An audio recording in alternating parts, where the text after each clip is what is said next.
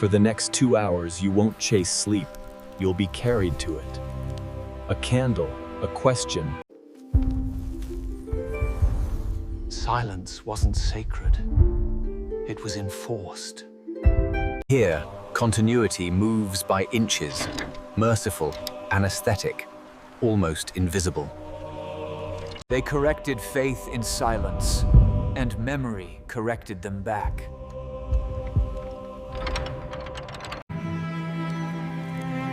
I refuse clarity that's only fear in neat handwriting. Verdict: excommunicated from forgetting.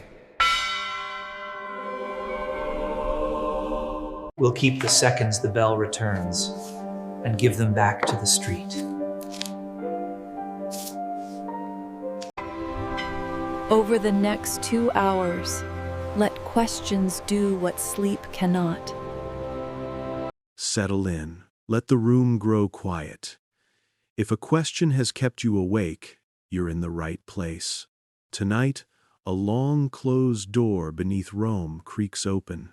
Listen, and if this kind of quiet investigation helps you rest, remember to share the light when you wake. I was told, in the novitiate days, when obedience still felt like a warm cloak instead of a tightened cord, that no one truly remembers their first step into the lower archives. The mind, we were warned, performs a quiet mercy. It dulls edges, softens the light, edits sound. God is kind to the memory, our instructor said. It preserves only what it can feed. Perhaps that is why my first recollection of the descent comes to me not as an image, but as a scent. Iron and dust, like dried blood threaded through linen, lamp oil with its sleepy sweetness, the faint, medicinal breath of old glue in bindings that had once been new under someone else's Sunday. The air tasted thin, like a chapel after too much incense, and the steps, those treacherous, narrowing steps, forced my gait into a prayer. I had the key they'd issued, bright brass, too modern by half, a heresy of shine in a place whose colors preferred to be remembered rather than seen. The lock it met, however, was centuries tired. The bite of brass into the tumblers was a small, resistant cough, and then the door moved along its hinge with a sigh that sounded almost like relief. It was not an iron door with great bolts, not the theatrical kind you see in romances. It was plain wood, the kind of humility that becomes arrogance through age and secrecy. Behind it was another passage downward, narrower, less certain of its purpose, lined with lime-washed walls that had drunk whole conversations and kept them. I remember asking the prefect of the archive, more a caretaker than a ruler, how far beneath Rome we were going. He turned the wick on his lamp until the flame hissed and said, "Farther than the city likes to admit." He wore no crosses, only a small brass ring, and the ring had no seal. He kept his head uncovered, out of courtesy to the stones. "Down here," he said, "we honor the old permissions." The staircase curved until my sense of direction began to feel like a superstition. On the fourth turning, I counted by the wrinkled fissures in the plaster, a murmur began. It was too large to be a voice, and too focused to be a draft. The prefect saw my head tilt and smiled without teeth. "The stacks breathe," he said. "You'll learn the rhythm. If it changes, tell me. If it stops, run." He said it in the gentlest way, as if giving advice about rain. At the final landing, I could feel the heat of my own pulse in my face. The door we faced was round. No, that is wrong. It was ordinary in shape, but the room it revealed was round, so that the rectangle of wood felt like a lie standing in a circle's mouth. The prefect fitted another key, older, with a stem of iron and a bow worked into a simple loop. The lock took it like a memory finding its word. "Names first," he said, and said mine. I answered. Then he said 3 more names I did not recognize. The door gave. We entered. The chamber beyond matched the inside of an eye. Shelves ran along the curve of the wall, not rising in ordinary intervals, but undulating as if built to heed the swell and hollows of an unseen tide. Each shelf cradled volumes in chains. The chains were not punitive. They were liturgical, worked with tight links whose patterns made constellations, though not constellations I knew. I found myself counting points of metal the way I had once counted stars as a child, lying on a rooftop and misnaming them with a cousin who later married and forgot me. These constellations preferred verbs to animals. I saw the link, the ledger, the forgotten, the 13th. The 13th made my mouth dry. A monk once told me, in a corridor patterned with light through misaligned shutters, books are safer than men. Down here, the opposite felt true. The books were alert. The men, if we owned the category with any confidence, were the ones domesticated. The prefect moved along the curved floor like a doctor checking the sleep of a ward. He touched spines as if taking pulses. "You will not remove a volume without saying why," he said. "If you cannot say why, you cannot read. If you can say why but dare not say it aloud, you are not ready. If the book asks you a question, you must answer it. If you cannot answer, close it. If it will not close, call me. If you cannot call me," he lifted his eyes to the high ceiling where a blackened oculus breathed a cold draft into our heat. "Call the one who remembers your first name." What if I forget my name? I had meant it dryly, a small jest against the swelling of my chest. The prefect did not smile. "Then we will not let you leave until you recover it." The first object that caught me was not a book, but a lectern in the chamber's center. It stood on a pedestal of ash-colored stone, and atop it lay a calendar, hand-copied, whose columns exceeded the familiar disciplines of months and saints. The skin was vellum, bleached so carefully that faint veins shone through like a palm held to light. I did not have to be told it was a wound. Days had been stitched together with thin cords of rabbit gut, whole cords passing through scabbed holes where numbers did not join by arithmetic but by decree. Someone had cut time and sewn it back. "Breathe," the prefect said, as if my chest had paused. "Some find this the wrong place to begin." "What is it?" I asked, though I felt I knew. "An intercalation table," he said. There were many. This one remembers the centuries that did not occur and the years that needed a home. "You think of calendars as a kindness," he added, "as a way for days to introduce themselves. I tell you now, the calendar is a leash. Good when wolves are out. Bad when the dogs begin to believe they are wolves. Phantom time, then. Not a modern provocation scrawled in the margins of bad history, but a tool laid on stone without apology." I traced a line that ran from a king's coronation to an eclipse, then for no reason I could defend, to a sauce recipe noted by a monastery cook who hated tamarind and loved argument. The line bent around a saint's feast that had moved 3 times in the 1600s to avoid an inconvenient comet. My finger trembled when it met a blank pane of vellum stitched between 2 festive weeks so that a civil war would not crowd a wedding. I made the sign of the cross, an old habit grown uncertain hands. "Not everything here is true," the prefect said mildly, "but everything here was meant to be believed." Around us, the chained volumes settled. One coughed. Another creaked its binding like an arthritic knee. I forced myself to look beyond the calendar. Titles glimmered with a reserved pride in inks whose colors we had banished from our modern taste, cochineal like dried cherries, orpiment like a sunset observed through curtains.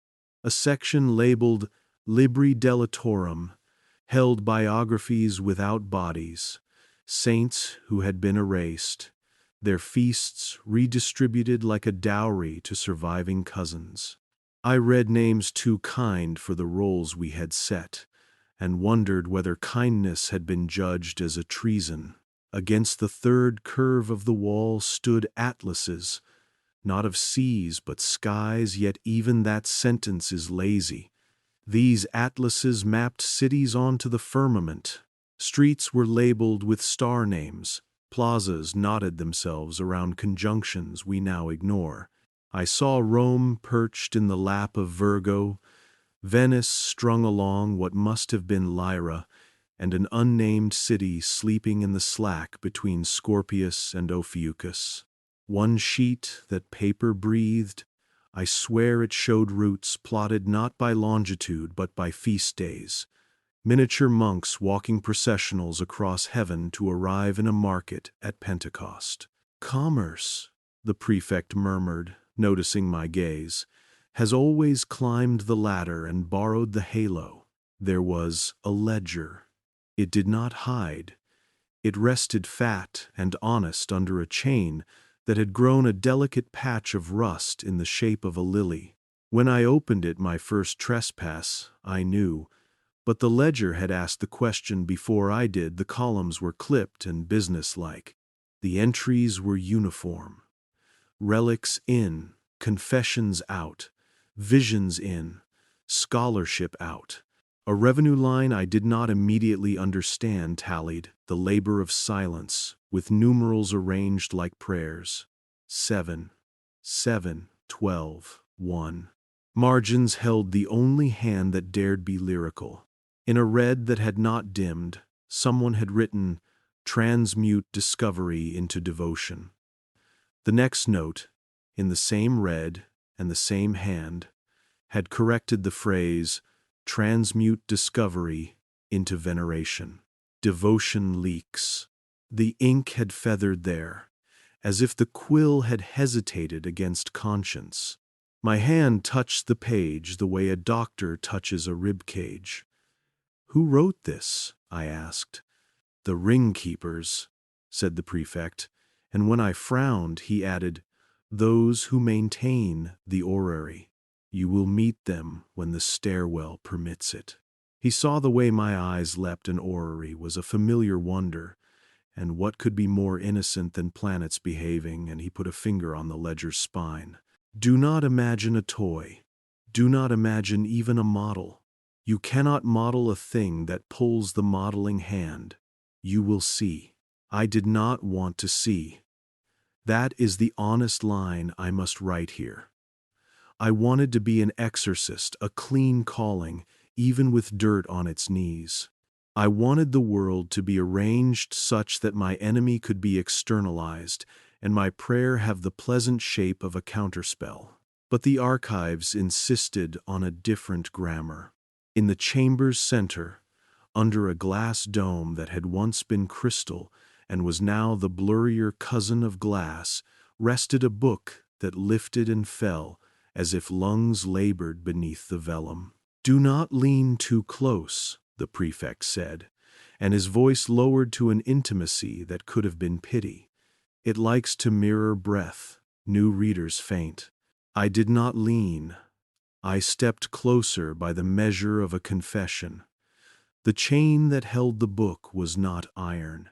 It was hair braided with gold wire.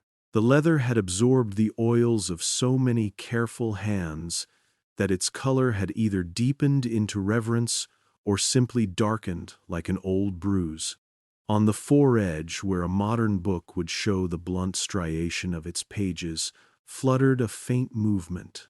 I thought at first it was a moth struggling in place, but it was the book itself, the edge marks, lifting, falling, lifting again, like the bellows of a very tiny chest.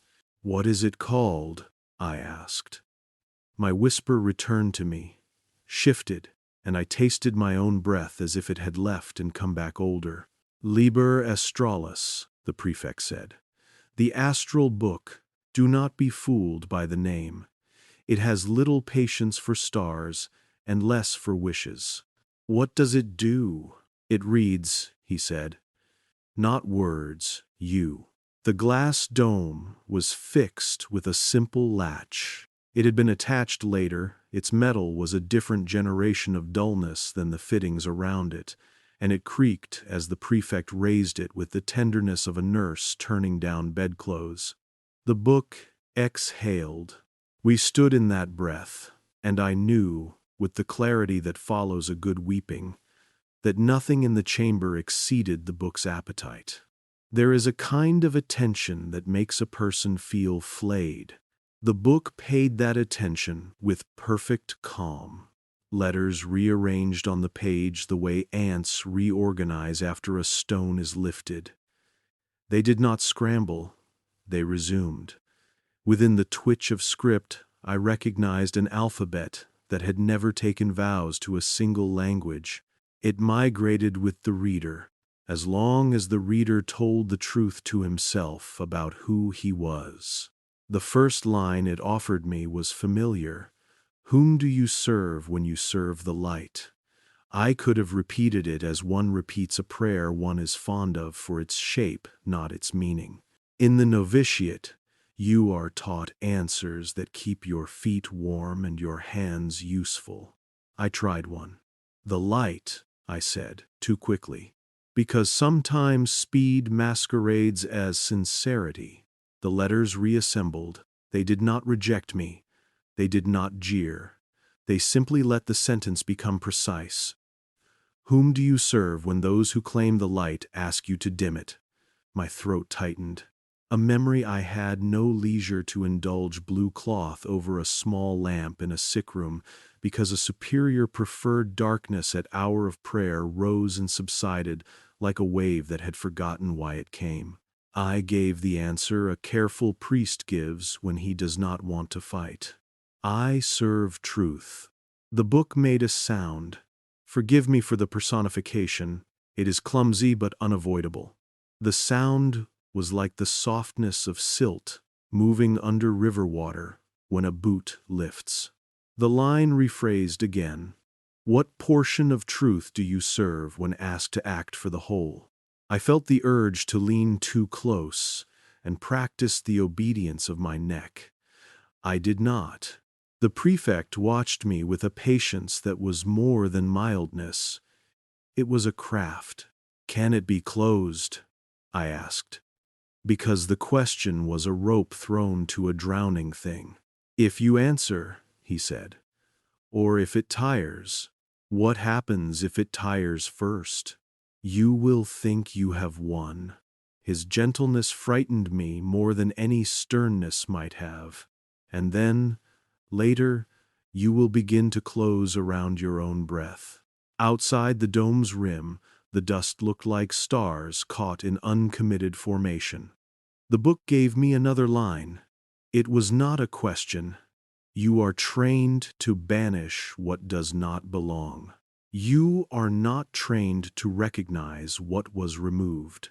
"Removed," I said.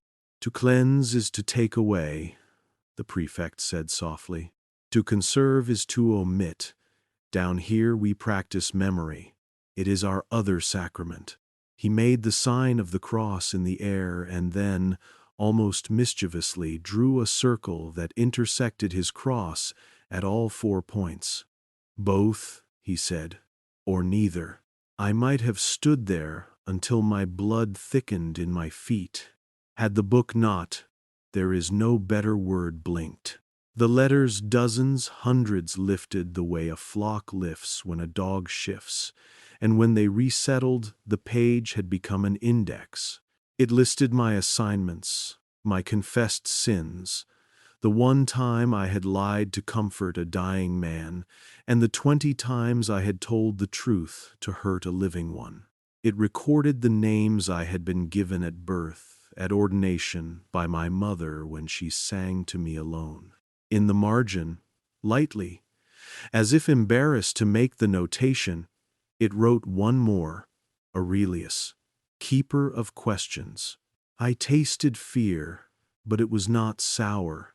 It was like biting into pomegranate, bright and stubborn. I did not ask to be named, I said. You did when you came, the prefect said. Everyone who descends comes with a question that has learned to disguise itself as duty. The book removes the disguise. That is why some consider it demonic. It is not. It is merely impolite. I felt, then, something like a draft along the line of my jaw. Not air. Attention. The book had found an old scar in my memory, an absence shaped like a story I had loved and could not find. Childhood catechism nights, the stories of saints who had laughed had there been such a saint. A woman who turned markets into hospitals with baskets that never ran out of apples? I could not remember her name. The book tasted the gap. Who was she? I asked stupidly, though the prefect had warned me that the books do not answer in the way we are trained to accept. Someone kinder than a ledger, he said. The librarium was not a museum. I must say that with the firmness of the wakeful. It had no interest in how things had been. It cared only for how they had been made. On a low shelf, bound in vellum, and held with a ribbon that had been patched and repatched until it resembled a pilgrim's shoe, lay a compendium of corrections. The title did not pretend. Errata gloriae, the glory of errors. Every page recorded a change to a text that the Church had authorized over centuries, a date moved forward to avoid an omen, a word adjusted to fold a woman back into a crowd of men, a name lengthened until its nickname no longer fit in mouths.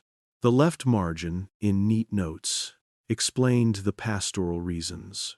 The right margin explained the political ones. In the gutter, the deep seam where pages meet were finger smudges like bruises. Readers had pressed there to see if the book would bleed.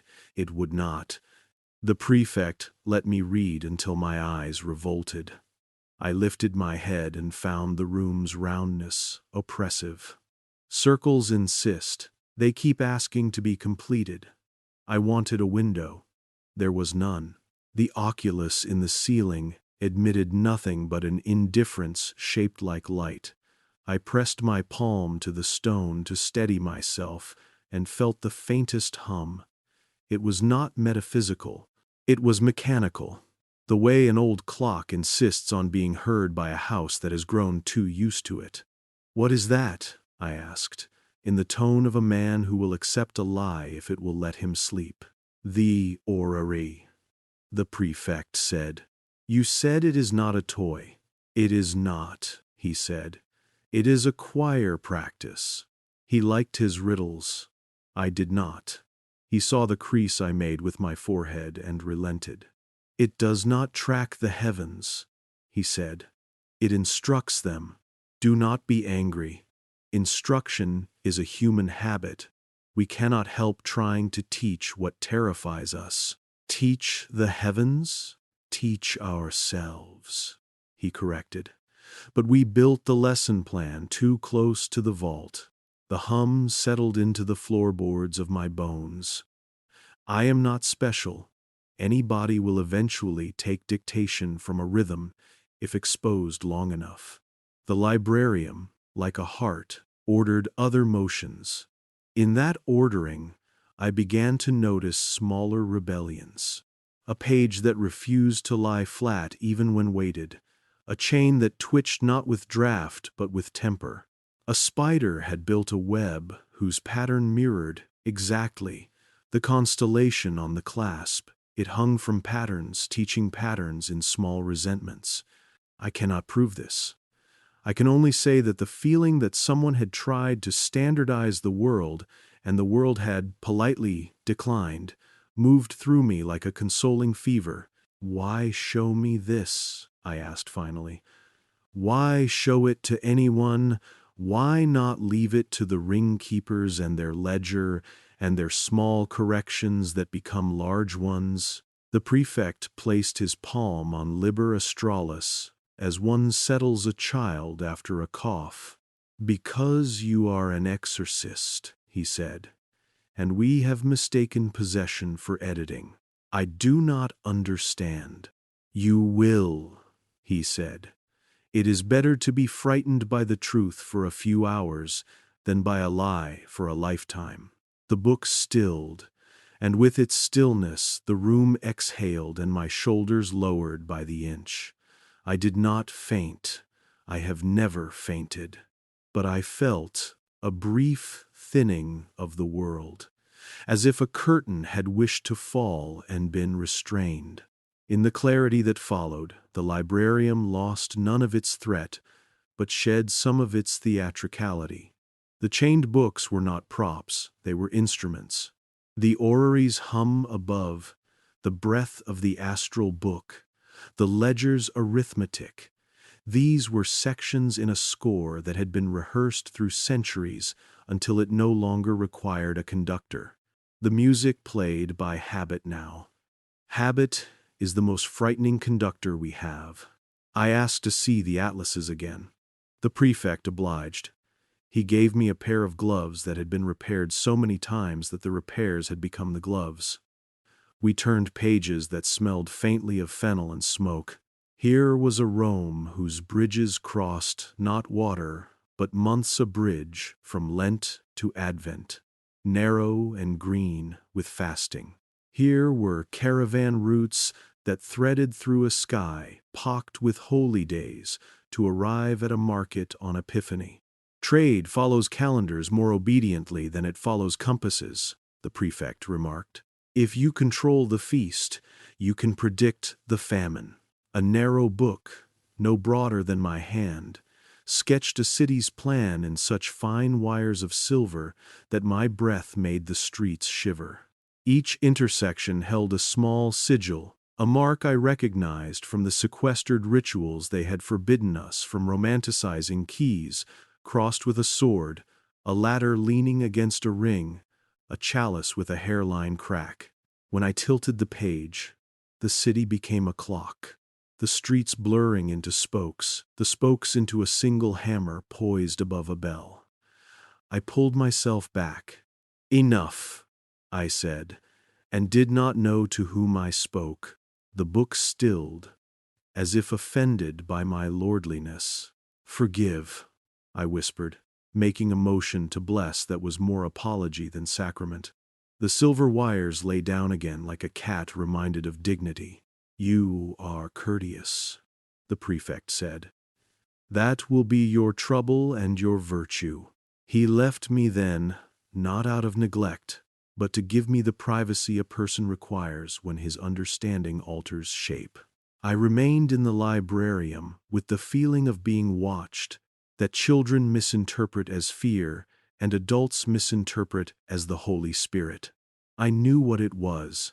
It was the attention of 1,000 minds that had once held these pages and left the warmth of their questions pressed into the fibers like the scent of a long folded shirt. We do not wash our clothes of memory when we descend into the rooms where memory is kept. We perfume them with doubt. The librarium smelled like 100 kinds of doubt. When the prefect returned, he carried a smaller lamp and a book with a binding I recognized as human skin. That is supposed to be a horror. I do not disagree, but there are horrors we accept because we have been told they are artifacts. "No," I said, and he nodded, approving. "Good," he said. "Then read this instead." He set down a thinner volume, a sheaf of transcribed testimonies, the kind of orderly violence we call minutes. Its title page was humble, "On the Removal of Certain Names from the Martyrology." The first entry proceeded like a court record. Date, time, attendees, rationale. The saints' feast occasions disorder in the markets. Her miracles inspire heretical forms of charity. His cult encourages learning among women beyond proper limits. The votes were recorded as simple marks.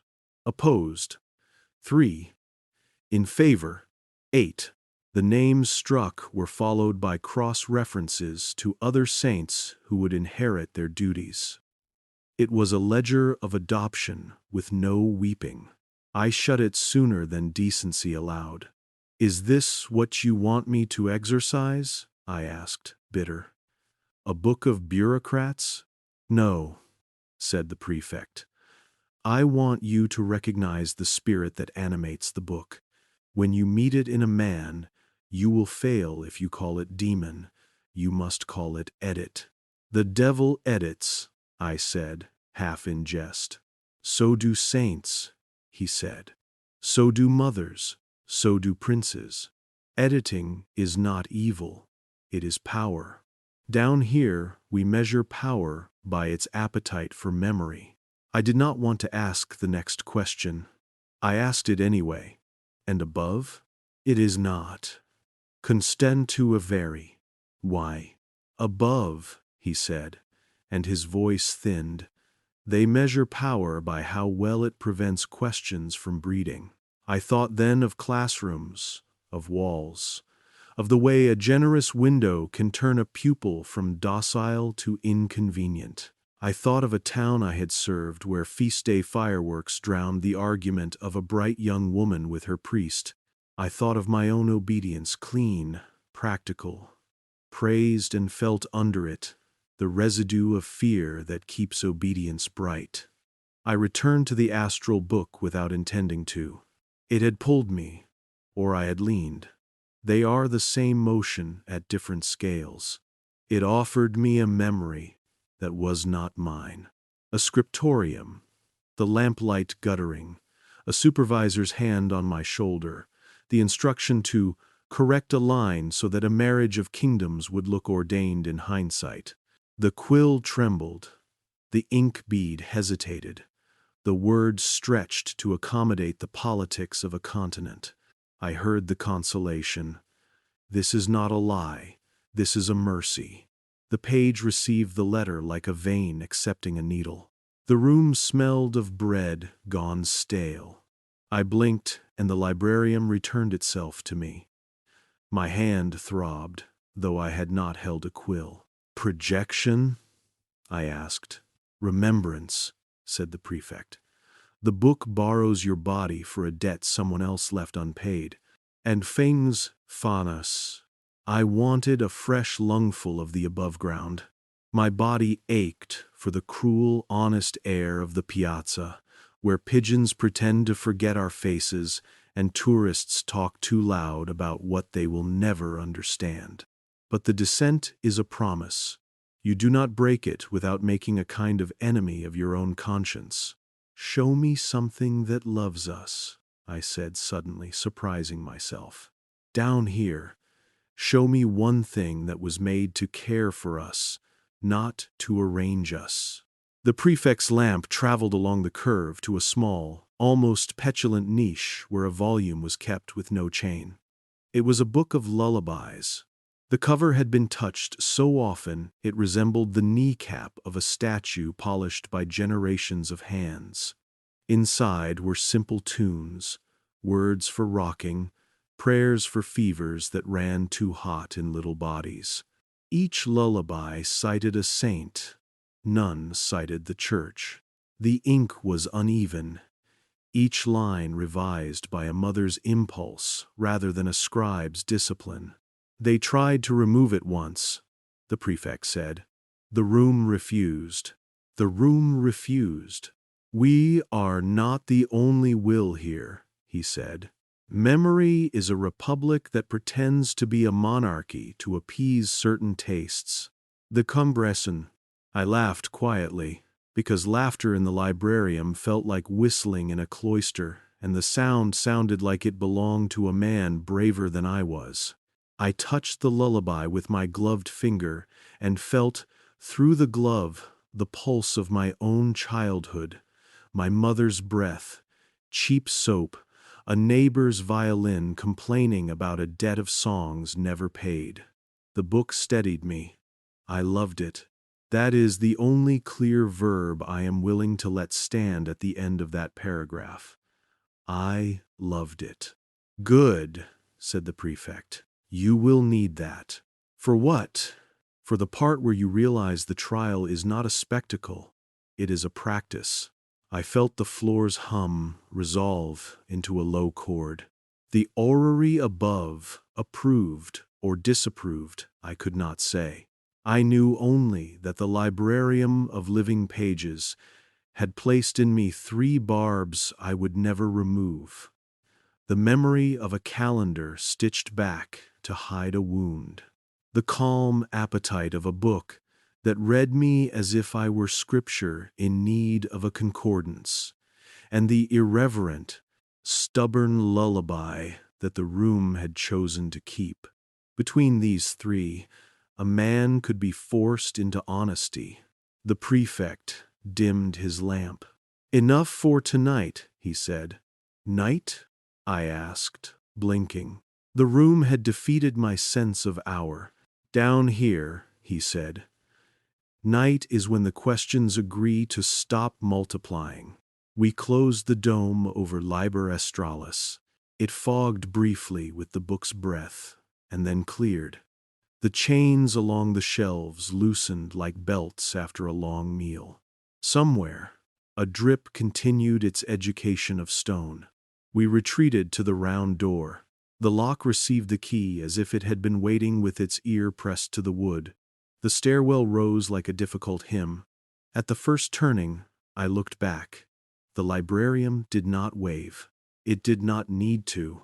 It had already left its fingers in the clay of my mind. When we reached the corridor where lamps are allowed to burn brighter and the air decides to forgive the lungs again, the prefect paused. Aurelius, he said. Yes, if the rhythm changes, tell me. And if it stops? Thanks for watching. He lifted his lamp. The light put a thin edge on his profile that made him look briefly like a saint in the wrong century. Run, he said, but not away. Up. He touched his palm to my shoulder, a human weight, simple as bread. And before you run, he added, remember your first name. I spoke it. It felt intact in my mouth. Good, he said. You will need it in the trial. The trial? I had known, of course. Every descent implies its ascent, every archive its accounting. Knowing is a poor defense against surprise. Astral, he said, as if the word should be obvious by now. We call it a trial because we are simple. It is an alignment. Sleep, Father. Tomorrow, the orrery will sing your catechism back to you, and you must decide whether to answer in unison or in harmony. I did not sleep. Not truly. I lay in the narrow bed they gave the visiting clergy and listened to the city boots, wine, laughter. The bell that tells the hour to behave while below, in the curved room, a book remembered to breathe. I kept thinking of the question it would not let me mishear.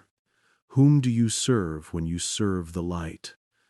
On the ceiling of my cell, the lamplight found a crack that mended itself into the shape of a 13th sign.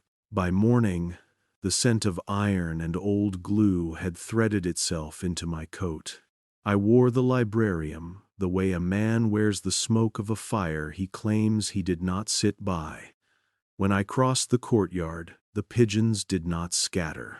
The sun showed me its respectable face, the one it keeps for men who bow. The prefect was waiting by the stair with 2 keys and a lantern. Names first, he said again, quoting yesterday as if it were a prayer. I said mine. He said the 3 I did not recognize. The door considered us and relented. I took the first step down, knowing that I would not be forgiven for forgetting what the books had taught my breath to do. Somewhere under the oculus, Liber Australis lifted and fell. The ledger turned a page as a habit. The calendar kept its stitched secret. And the orrery above or below, who can say, tuned its rings the way a singer licks her teeth before him. I descended toward the trial with the knowledge that I had already stood in its outer court the moment I let a book ask me a question I did not answer with a reflex. If I could give you one kindness for the road ahead, listener, it would be this: say your name aloud before you open any door that has learned to breathe. It will remind you which edits you consent to and which you must refuse, even when refusal looks like disobedience. I did not have that kindness yet. I only had the memory of a lullaby that the room would not let them remove, and the thought that perhaps, in the Republic of Memory, a lullaby is a kind of constitution. I hummed it, very softly, all the way down. They woke me before the city remembered how to make shadows. Dawn had not yet chosen a color. It lay in the courtyards like spent ash, and the pigeons stepped through it as if crossing a memory they could not eat. The prefect said nothing beyond my name. He handed me a lamp with a new wick and keys that chimed against one another like cautious bells. Down again. Then, through the spiral that teaches ankles to doubt, past the round door that lies for a living, through the quiet that had learned to imitate reverence. The librarium breathed in its sleep as we passed. It knew we were not staying. I had the small, childish urge to touch the dome over Liber Australis, to let the glass fog with the book's breath and my own. But the prefect's hand tightened on the key, and the moment obeyed him. We turned left instead of the familiar right. The corridor narrowed until even our whispers seemed too broad for it. Here the plaster wore finger marks, not from panic. I would know those crescent moons anywhere but from a steady, institutional insistence. Hands pressed as measures, hands pressed as signatures, hands pressed as brief vows of presence where language had been instructed to behave. We go to the rings, the prefect said. Keep your lamp low. They dislike being mistaken for spectacle. I once believed I knew what a machine was, a confession made in metal. This chamber revised me. Imagine a clock if clocks had been taught by choirs, not by watchmakers. Imagine a cathedral if cathedrals had learned pitch before stone. The room opened as gently as a throat clearing for song. Above us, suspended from a web of chains so black that light ignored them, the orrery hung, no, not hung. It hovered the way a habit hovers, too ingrained to be called weight. 9 great rings, interlaced in complexities that refused mathematics as a sovereign and welcomed it as a servant. Each ring etched in cramped, forgiving letters with the names of choirs, seraphim, cherubim, thrones, dominions, virtues, powers, principalities, archangels, angels. Their inner edges wore notches like calendar teeth. Their outer faces wore sigils whose strokes carried the gravity of numerous hands. It was not planets the rings shepherded. It was arrangements. Every rotation aligned 12 small hammers with 12 patient bells along the chamber's perimeter. When a pairing met, a tone rang not pure, not harsh, but useful, as if someone had put a handle on resonance. The tones did not mark seconds. They marked permissions. As my eyes behaved, I saw the smaller gears nested within the glorious ones, child machines spinning industriously to keep their elders from embarrassment. Between 2 rings, dominions and powers, a narrow lever jutted from an assembly like a bone that had healed wrong. It was labeled in a hand that had neither vanity nor shame. Intercalate. The word made the muscles along my spine attempt a retreat. The prefect's lamp stayed low, but his gaze did not. "You see it," he said. "I do," I said, and the lever seemed to hear me. "It is not used as often as rumor thinks," he said. "Rumor believes the worst because it is lazy. The truth is merely patient. What happens when it is pulled?" I asked, though I had already shaken hands with several answers and was not excited to meet their cousins. "It instructs the rings to eat a little time or to feed it," he said. "A day added where a plague would hurt the wrong city. A day removed where a king would otherwise remember a promise too clearly. Things of that sort." He said it in the tone a man reserves for making peace between his trade and his conscience. There were keepers already in the chamber, their habits a gray that absolved the eyes from making judgments about dirt. They wore no hoods. Their heads shone with the gentle indignity of practical men.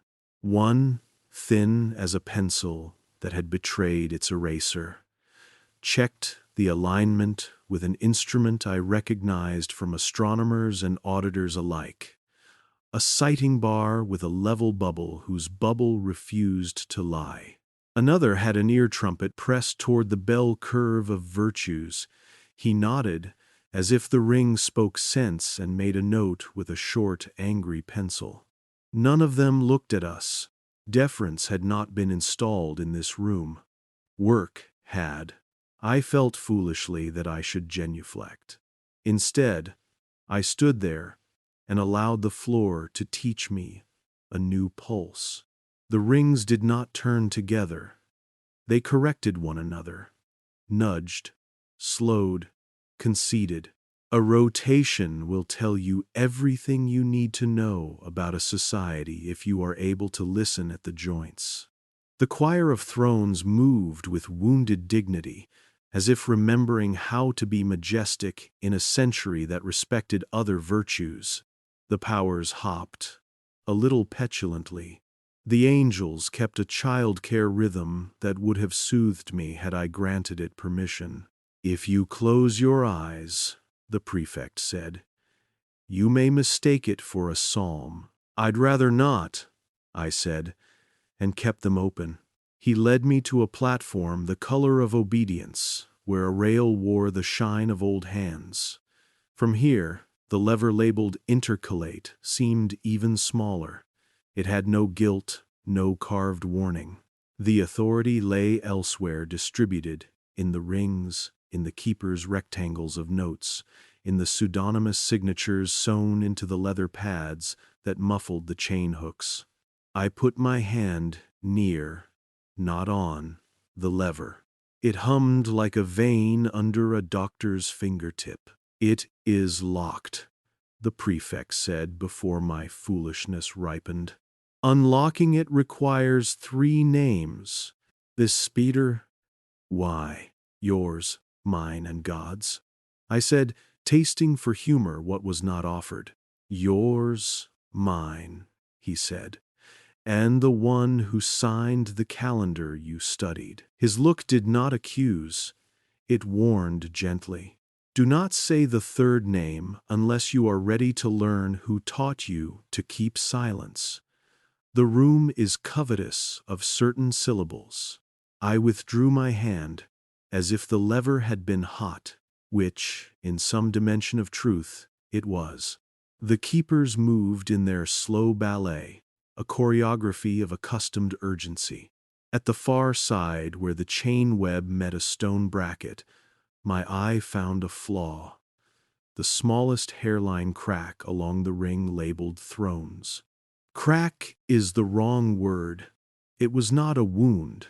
It was a difference, an insistence in the metal that refused the uniform will of its neighbors. My throat tightened around a praise I had no right to offer a machine. "Good. Resist." "You see it," said a voice that was not the prefect's. The speaker came up so softly that I felt him before I saw him, the way you feel a book being considered across a table. He wore no ring, no key. His eyes had that glassiness that suggests a war between sleep and attention, that attention is losing graciously. "We inspect it daily," he said. "It lengthens by a hair and shortens by a breath. If it breaks, the room will continue. If it holds, the room will continue. We prefer it holding." His smile had once broken noses in a playground. It had matured into pity. "You're the one who listens to breath," he added, looking not at my face but at the little tremor in my lamp's halo. Exorcist. Exorcist. The word did something to the rings. "I insist on this, even though it makes me sound as if I am auditioning for the theater." The tone of the bells altered by a fraction, like a flock that adjusts its arrow because a hawk thought twice. "We prefer auditor down here," the keeper said, amused by his own switch. "But tonight, you may be both."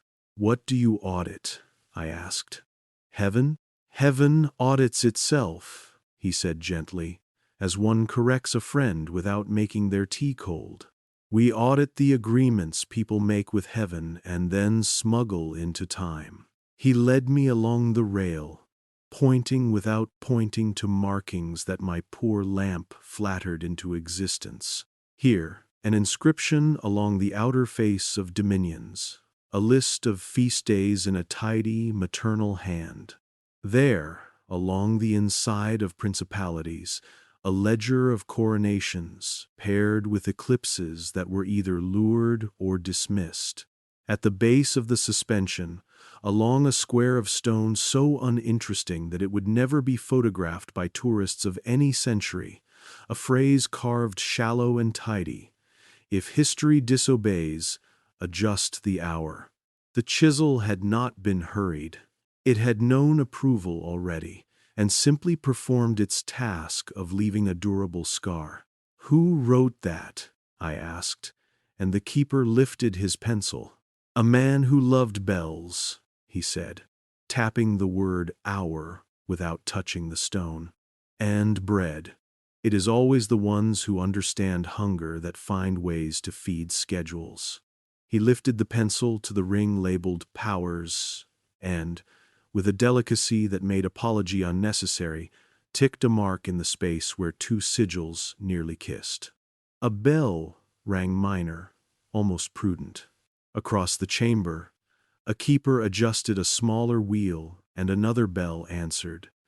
The dialogue soothed the rings. I realized I was sweating into my collar like a novice at his first funeral. "What would happen if no one were here?" I asked. "Nothing dramatic," he said. "A little drift. Then a little correction. The room is not a tyrant. The room is a recipe. People make tyrants of recipes when they are bored or frightened." "You make it sound domestic," I said, and immediately felt the offense in the metal, like a choir that bristles when compared to a kitchen. "It is both," he said. "Bread and bells. The church does not survive on theory. It survives on what can be baked, sung, and scheduled." I looked up until my neck argued with my posture. The rings had skin patina polished by nothing but time's very old animal. In the thin seam where the seraphim ring overlapped the cherubim ring, a stain remained the shape of a handprint that had pretended to be merely oil. "We have always touched what we should only observe," the keeper said, correctly reading my thought. "You will be asked to touch later. You may decline." Declining is an answer the room understands. "What would it prefer?" I asked. "An honest tremor," he said. "Machines are good listeners when men tell the truth with their hands." The orrery's song modulated, and the keepers chirped their small responses, ledgering, ticking, listening. A side door I had never noticed creaked a little. The prefect had disappeared into it without ceremony, and now returned carrying a slender box with hinges reluctant to confide. He set it before me and opened it to reveal 13 discs the size of a confessor's wafer. 12 were dull gold, stamped with the familiar signs philosophers had taught shepherds and sailors: ram, bull, twins, and their patient cartel. The 13th was not gold. It was not anything metal knows how to be. It seemed to absorb the lamp's small bravado and return a suggestion of light rather than an instance of it. The sign on its face did not decide while I looked at it.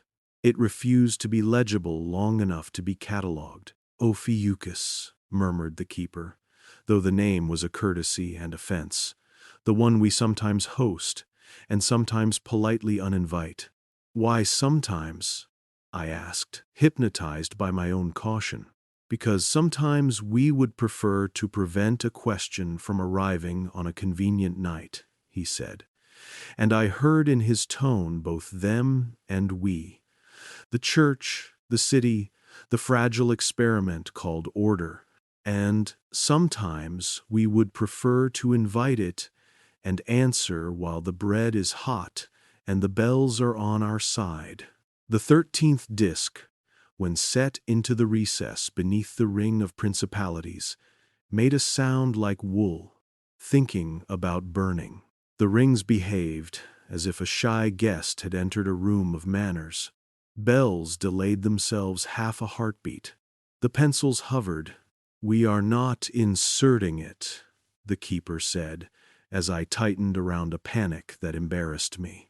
"We are simply reminding the room that it is not alone." He lifted the disc out, and the relief was indecent. "Has anyone ever," I swallowed, remembering the calendar's careful sutures, "installed a century this way?" "No," he said, kindly as a man refusing dessert. "Centuries are installed in classrooms." I laughed, poorly. He did not. "We change hours and, rarely, days. The wide edits are made above, by ideas that creep into language, and by language that builds rooms. You will find the wide edits insult you less than the small ones. It is always the small edits that break a man. They demand his complicity too precisely." He tapped the lever labeled intercalate with his pencil, not touching the metal itself. "This one, for example, has not been moved in how long, Pater?" The prefect, who moves like a sentence that does not need an adverb, answered from near the bell of virtues. 71 days. Before that, 2 years. Before that, 3 weeks. Then a decade. Then, he shrugged the math away. The rhythm is a language. We try not to become its accent. In de Dester, there is a dignity available to men who refuse romance without surrendering wonder. The keepers had found it. I envied them briefly, until the envy curdled into recognition. I too had a craft that required me to keep awe on a leash and let it run only when the leash became a cruelty. It has been my experience that pity for oneself is a lazy genre. I shelved it. "What do you need from me?" I asked, the practical voice returning like a jacket that remembers your shoulders. "Only your attention," said the keeper, "and your confession later." He gestured toward a stair I had mistaken for a groove in the wall. "There is a balcony. The rings will speak more plainly if you are above their pride." This grease in not king. We climbed. The balcony did not trust itself to be glamorous. It offered a rail, a slat bench whose splinters had learned to be polite through repetition, and a hatch that could be closed if the room discovered weather. From here I saw the orrery, not as a single organism, but as a governance. Petitions, bells, vetoes, small counterweights that swung back with weary faithfulness. Amendments, pencil ticks, accompanied by an apologetic cough of a hinge. Along the far wall, in a shadow that stole light like a habit, A blackboard, not the modern glossy lyre, but the old slate that remembers every letter written upon it, displayed a schedule. It did not call itself a schedule. It called itself liturgical phasing. The columns paired feast days with political necessities, mythic anniversaries, inexplicable misfortunes, and harvest expectations. Notes in the margin were a love story between hope and caution. Delay procession by 1 hour. Keep moon behind tower. Advance homily theme to charity. Markets restless. Suppress hymn version B. Melody too memorable. You see, the keeper said without triumph. We do not decide doctrine. We decide when doctrine is easiest to carry. Do you believe in any of this? I asked. And though my voice could have been cruel, it was merely tired. I believe in bread and in bells, he said, and in the mercy of rehearsals. He pointed to the blackboard's lower edge where a column labeled Trial Windows recorded dates when certain rituals behaved themselves less poorly than usual. I saw my own name written once, then erased properly, then written again smaller. We wrote you in when the book woke you, he said. The astral book. There are other books, he said, and then, because he was tender, but yes, the balcony made my body honest. I could feel where fear had tucked itself, clever as a domesticated animal hiding under tables, waiting for a dropped thought. I confessed none of it aloud. The chamber preferred unsaid confessions. They enter the metal more cleanly. Below, the lever breathed as levers do, with the shoulders of the men who have once moved them, and the shoulders of the men who will never be able to. A hush slid through the keepers. Not a silence. A hush. The sound a field makes when wind changes its mind. One of them, the one with the ear trumpet, lifted a finger. The ring of dominions shivered. A small bell along the wall, unpunctual by design, rang late. That late-ringing bell is the one I have loved in every parish I have served. The keepers looked at the prefect. He nodded and gave a small bureaucratic blessing to the pencil that awaited his signal. The pencil moved, the lever did not. What was that? I asked. A petition from above, the keeper said. A bishop has advanced a sermon series by a week to accommodate. He consulted the blackboard. The arrival of a relic by ox cart that should have been by river. We will relieve him of the embarrassment of appearing to chase the cart. How? By adjusting the way the bells teach the hour to certain neighborhoods. He smiled at my face. The hour is a citizen. It votes differently in different districts. The work continued. The orrery, which had previously seemed to me majestic and a little vain, became almost domestic in its attentions.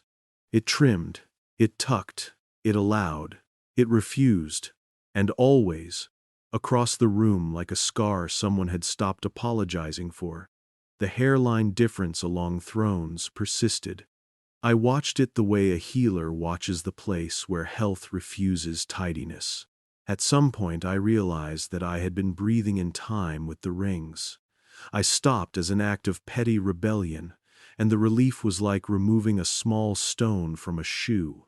Good, the keeper said softly. Never let a machine own your breath. Loan it if you must. Keep the deed. I have the impression, I said, that the room is preparing a rehearsal for me. It is, he said. You will not be alone. The mirror will be there. He looked at my forearms, at the way a man's hair tells clocks what season they are in. You will not enjoy the mirror. Does anyone? The mirror is not here to be enjoyed, he said, which was not the question I had asked. He left me then, and I stayed with the rings until the city above remembered how to shade the pylons in the courtyards and wash linen with voices. The prefect returned with a small tray, bread that had been honest with the oven, water that had forgone theater, and a cup whose insides smelled faintly of anise. "You will want your mouth to remember sweetness," he said. "It helps when the metal begins to narrate." "What will it narrate?" I asked. The question deserved mockery. It received hospitality. "How you take instruction," he said. "How you give it. Whether you mistake an order for a sacrament or a sacrament for an order. Whether you can bear to let a bell be wrong for 20 seconds in order to allow a child to finish a song. Is that one of the questions?" I asked, half smiling around the bread. "It is always one of the questions," he said. "We never know which child. We always know the bell." The keepers dimmed the lamps in token and lifted them in practice. The orrery rested. Its rings stilled, not because stillness was holy, but because motion had been fed. The lever labeled intercalate looked smaller than it had an hour ago. The way sins look smaller after they have been confessed and absolved, but before they have been understood. The crack along thrones glinted like a very smart joke very late in the night. I loved it. I confess the love openly now. Then I kept it folded in my ribs like contraband. When we left the chamber, the corridor felt brief, as if the walls had learned briskness from the rings. The librarium, when we passed it, lifted its breath at me in a polite nod. I did not stop. The book would have eaten my courage if I had fed it a glance. Up to the courtyard, to the pigeons who had turned their backs in order to argue with crusts, to the bell that had decided on an hour and was pleased with it. The prefect took my elbow like a brother or a jailer. "Walk," he said. "Not quickly. Not slow. Teach your body a middle." We walked. The basilica swallowed and returned the footsteps of men whose knees had aged into counsel. Vendors argued with yawns. Somewhere a child practiced a scale without the consolation of rhythm. The city had no idea a lever sometimes produced hours the way a baker produces loaves, with heat, patience, and a refusal to apologize for smoke. I felt protective of them.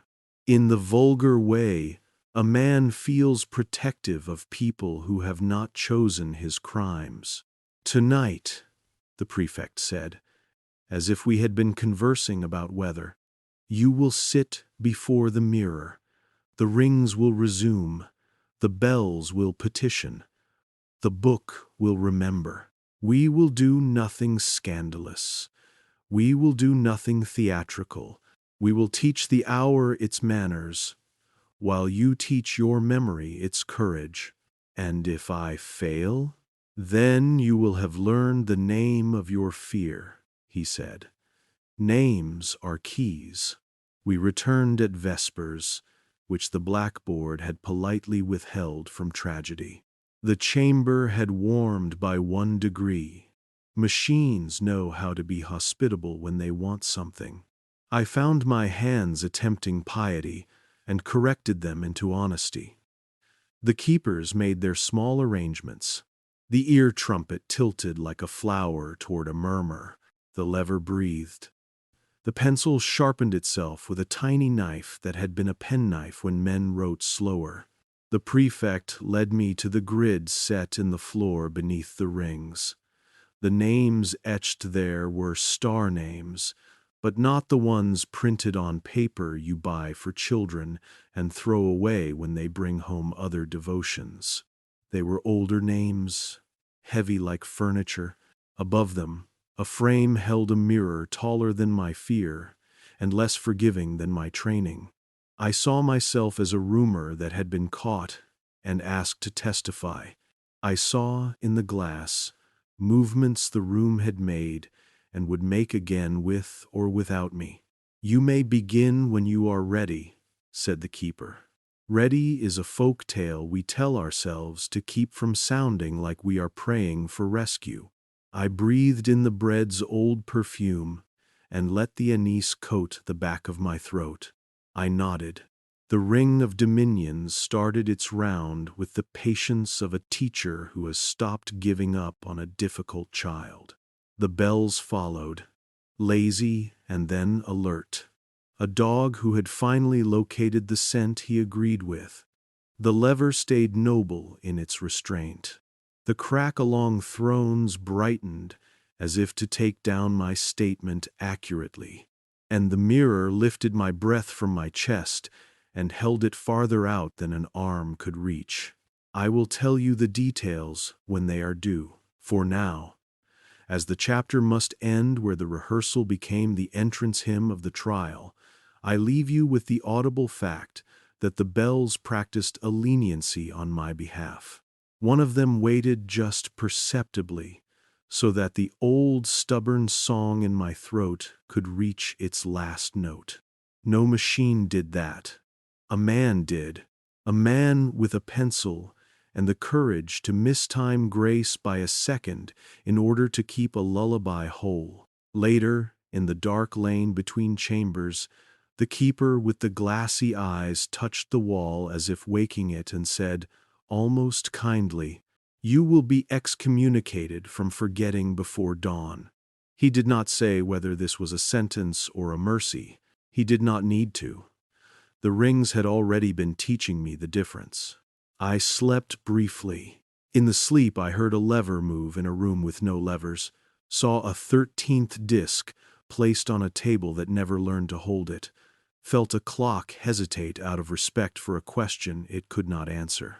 When I woke, it was to the polite insistence of bread and the unromantic bravery of water and the voice of the prefect at the door, with keys in his palm like choices you cannot delay and still pretend to be honest. "Names first," he said. I spoke mine. It felt heavier, as if someone had hung on it one more syllable. The weight of remembering. They sent for me at an hour that prefers anonymity. Not midnight too operatic, not dawn too forgiving. It was the hour when oil remembers. It is animal and stone pretends it can sleep, the sliver between Compline and Vespers that doesn't belong to either. The message was written on vellum that smelled faintly of fennel and fear. Father Aurelius. It read in a tidy, undecided hand, "The scholar in Carol IX has begun speaking in a language we do not catalogue. His nails bleed. Send your right. Leave your certainty." The prefect did not add a signature. He did not need to. The stair remembered his steps on the way down, and the door that lies like a rectangle in a round world let me through, as if hierarchy were a helpful superstition. Past the librarium's sleeping breath, past the calendar that wears its sutures like jewelry, past the lullaby niche that had held my courage, the way a pocket holds a stone you do not show to anyone, we turned into a corridor that was narrow even for regret. Carol IX. One learns the rooms that do not want to be numbered. They accept a label because it keeps certain minds calm, but they stand in the aisle with their dignity like a cat wearing a toy crown. Carol IX was such a room. It had a desk, a chair, a lamp that pretended to be loyal, and shelves that had grown inward so that the air had to ask permission to pass. The scholar sat with his spine a little bent, as if bowing to a grammar that did not apologize for its weight. His hands rested on the wood, one palm up, one down, the way a man positions himself to receive contradictory sacraments. "Father," the prefect murmured. "Not to me, but to the room." He placed a small linen cloth on the corner of the desk, the old gesture that means we will proceed without rancor. The scholar turned his head in segments, like a statue being taught to imitate the living. His eyes, were too bright. His pupils had learned punctuation from the rings. "Am I to be freed?" he asked. But the vowels did not trust themselves and went walking without shoes across the consonants. "Perhaps," I said. "It is a coward's answer that buys time." The ring-keepers had taught me to keep time in my pocket and spend it carefully. I set down the ritual case. I took out the small crucifix that normal rooms find reassuring. Carol 9 looked at it as a colleague looks at a badge. The rites teach you to inspect the room before you take inventory of the soul. The devil is not a romantic. He is a miser. He hides in economies of air, of attention, of posture. I looked. The lamp flame leaned left, though the corridor draft should have teased it right. The dust on the top shelf had learned a language not used by the dust on the bottom shelf. A scrap of parchment had been torn, not cut.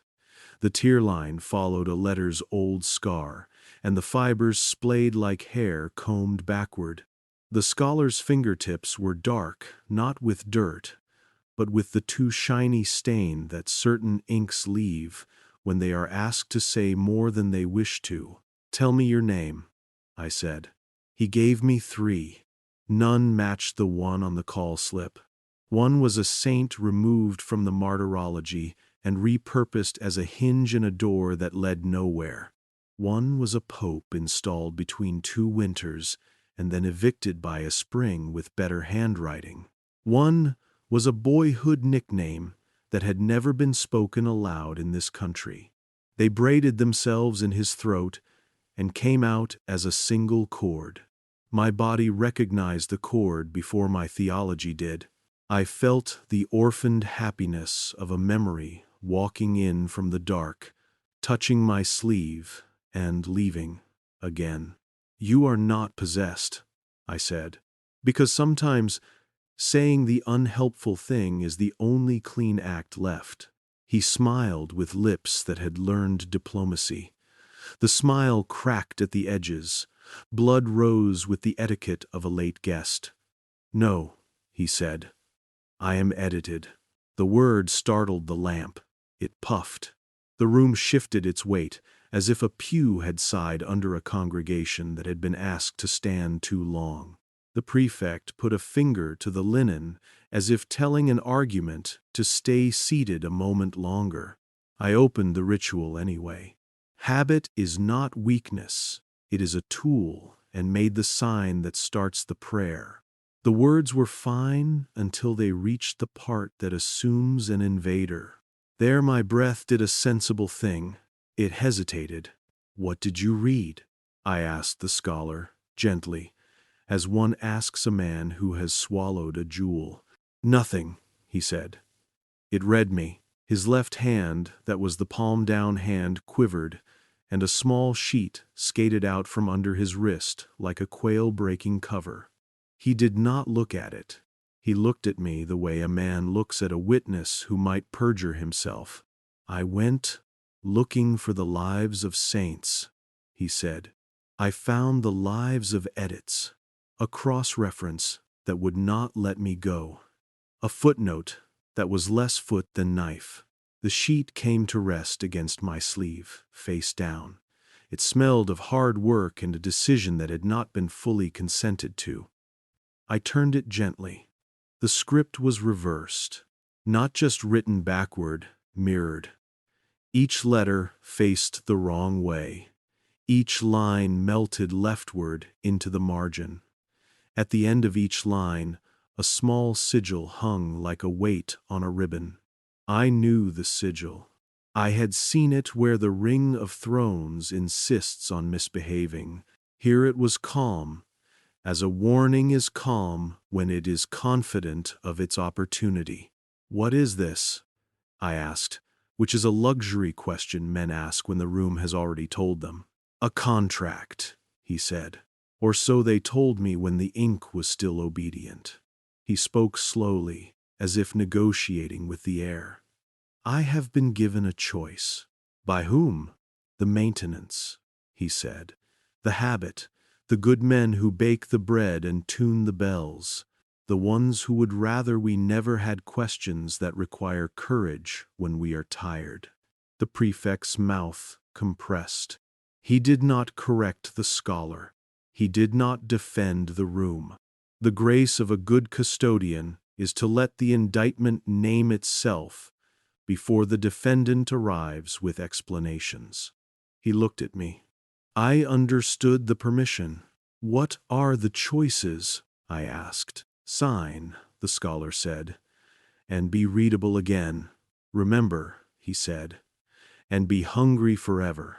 He had the sort of hunger I recognized from the novitiate, the ache that begins behind the eyes when the story you were raised on makes a small human sound and walks away with your absolutes in its pockets. What did you choose? I asked. I chose to wait, he said, and lifted his palm.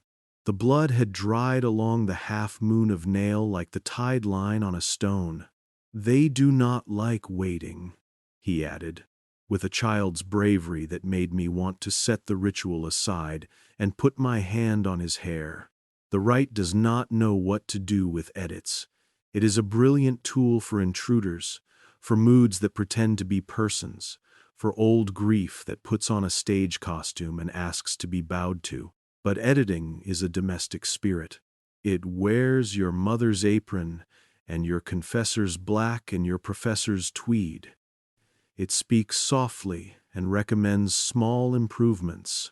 It asks you to fix a date, just a date, so that a wedding will align with a prophecy and two kingdoms can betroth their mortality to a calendar. It asks you to suppress a song that children like too much. It asks you to shorten a name until the person it belongs to no longer answers when called. It is a tidy devil, and tidy devils are the hardest to condemn. Shall we read it? I asked. Though the mirror script had offended my patience, he nodded. We turned the paper toward the lamp. The letters examined our faces and granted us permission to proceed. A small iron mirror lay on the desk, a cataloger's tool. I held it over the lines. The words corrected themselves into legibility, the way a guilty man corrects his posture when the camera finds him, whereas the undersigned has consulted volumes whose maintenance exceeds the ordinary appetite of minds and calendars, whereas certain hypotheses of time and name have been encountered that, if allowed to breed, would endanger the peace of bread and bells, whereas mercy sometimes expresses itself as uniformity. I stopped. Uniformity is a word that behaves itself in public and strikes children in private. Keep reading, the scholar breathed.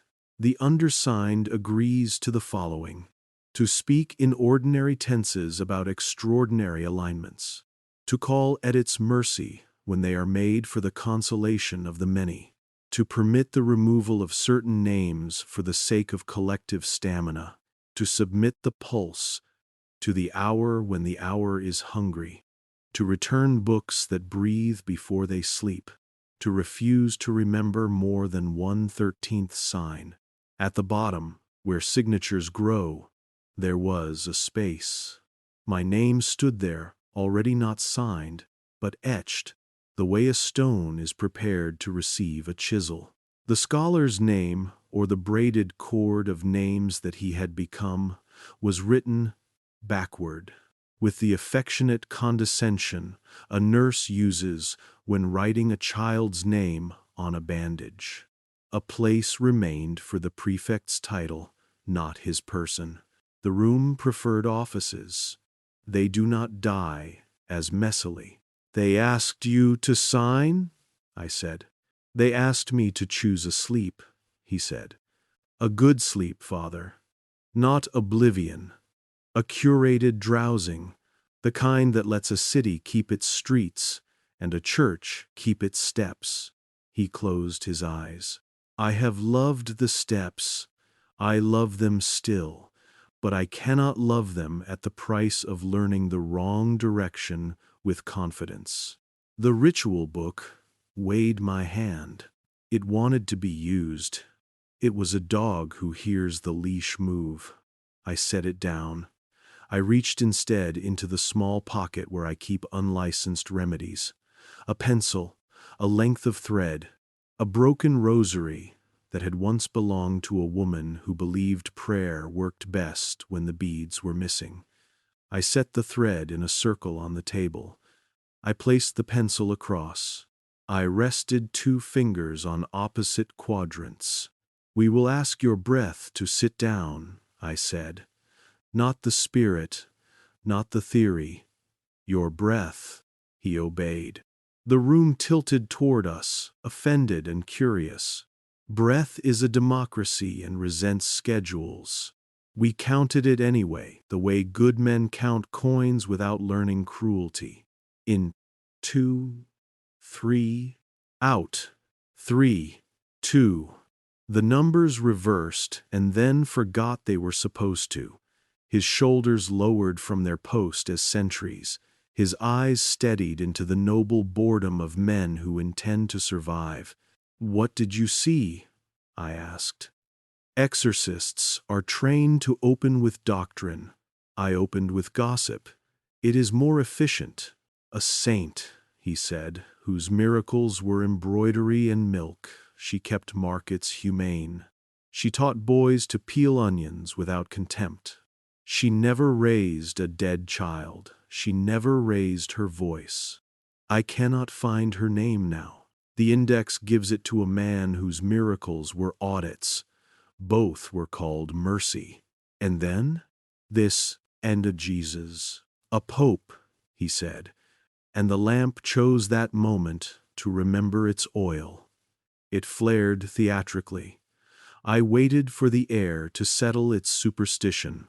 A pope they invented because winter lasted too long and the story needed a coat. He existed to marry 2 calendars in a hallway that had no door. "And then?" I asked again, gentle as bread. "A word," he said. "A word I knew as a child. It belonged to a street where I felt safe. Not the street's name. The word that meant the street has kept you this far."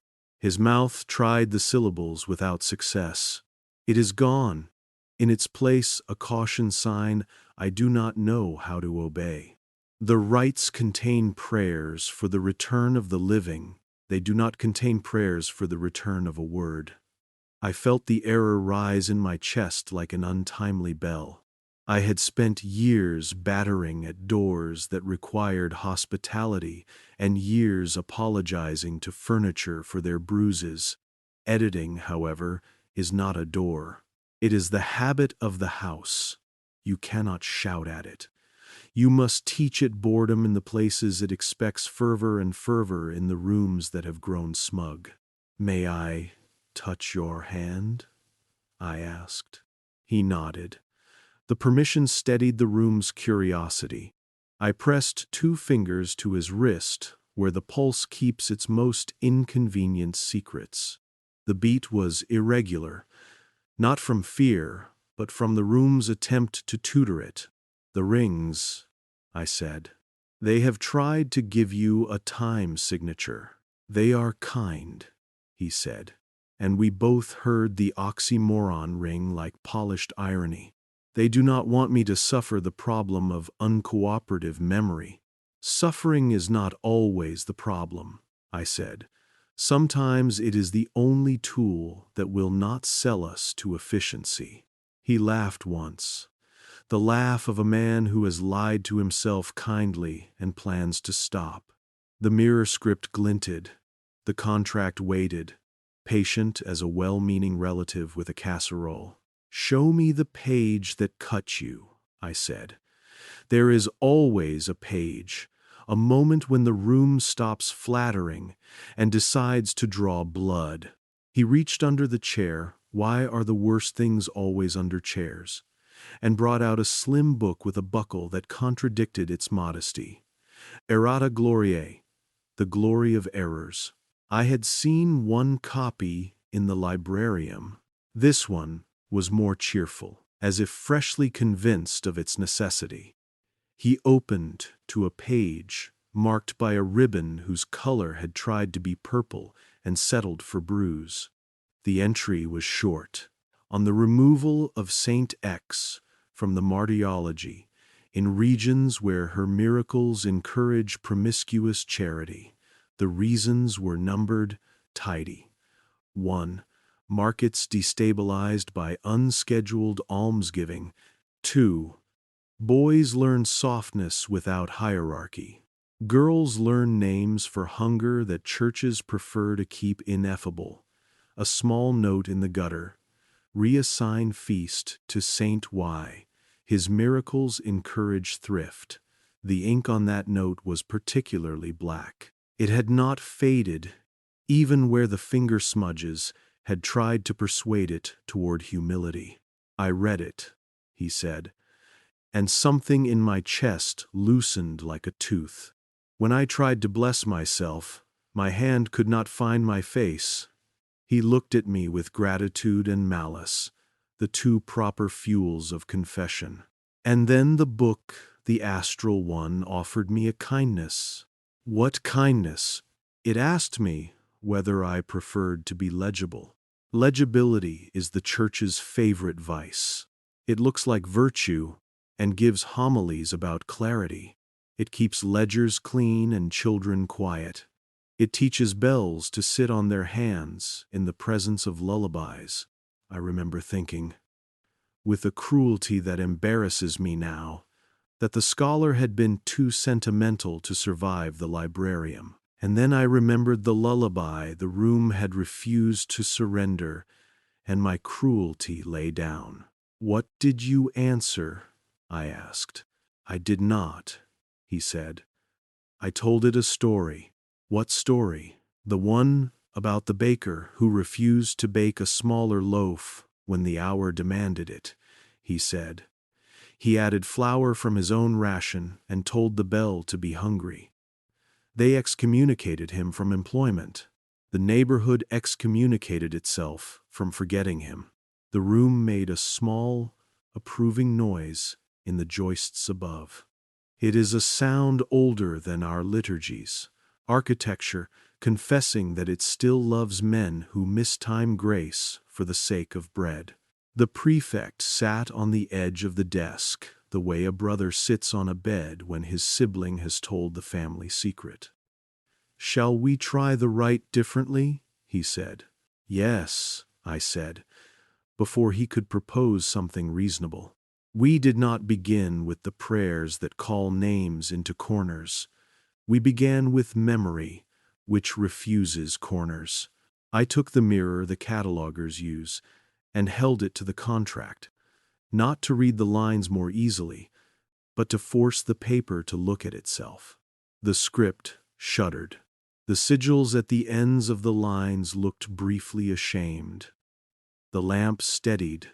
The scholar's fingers stopped rehearsing their tremor and decided to perform it honestly.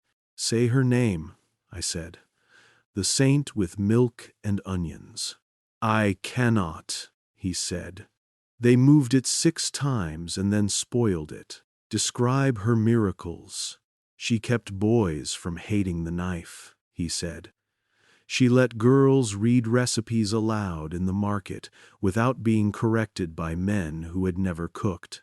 She blessed the scale when meat was scarce and taught the butcher to weigh honesty instead. She, he said, and his eyes overflowed from the middle like old wells refinding their springs, did not blush when poor women asked for help. Hold that, I said. Do not let it be edited into parable. Let it be impertinent.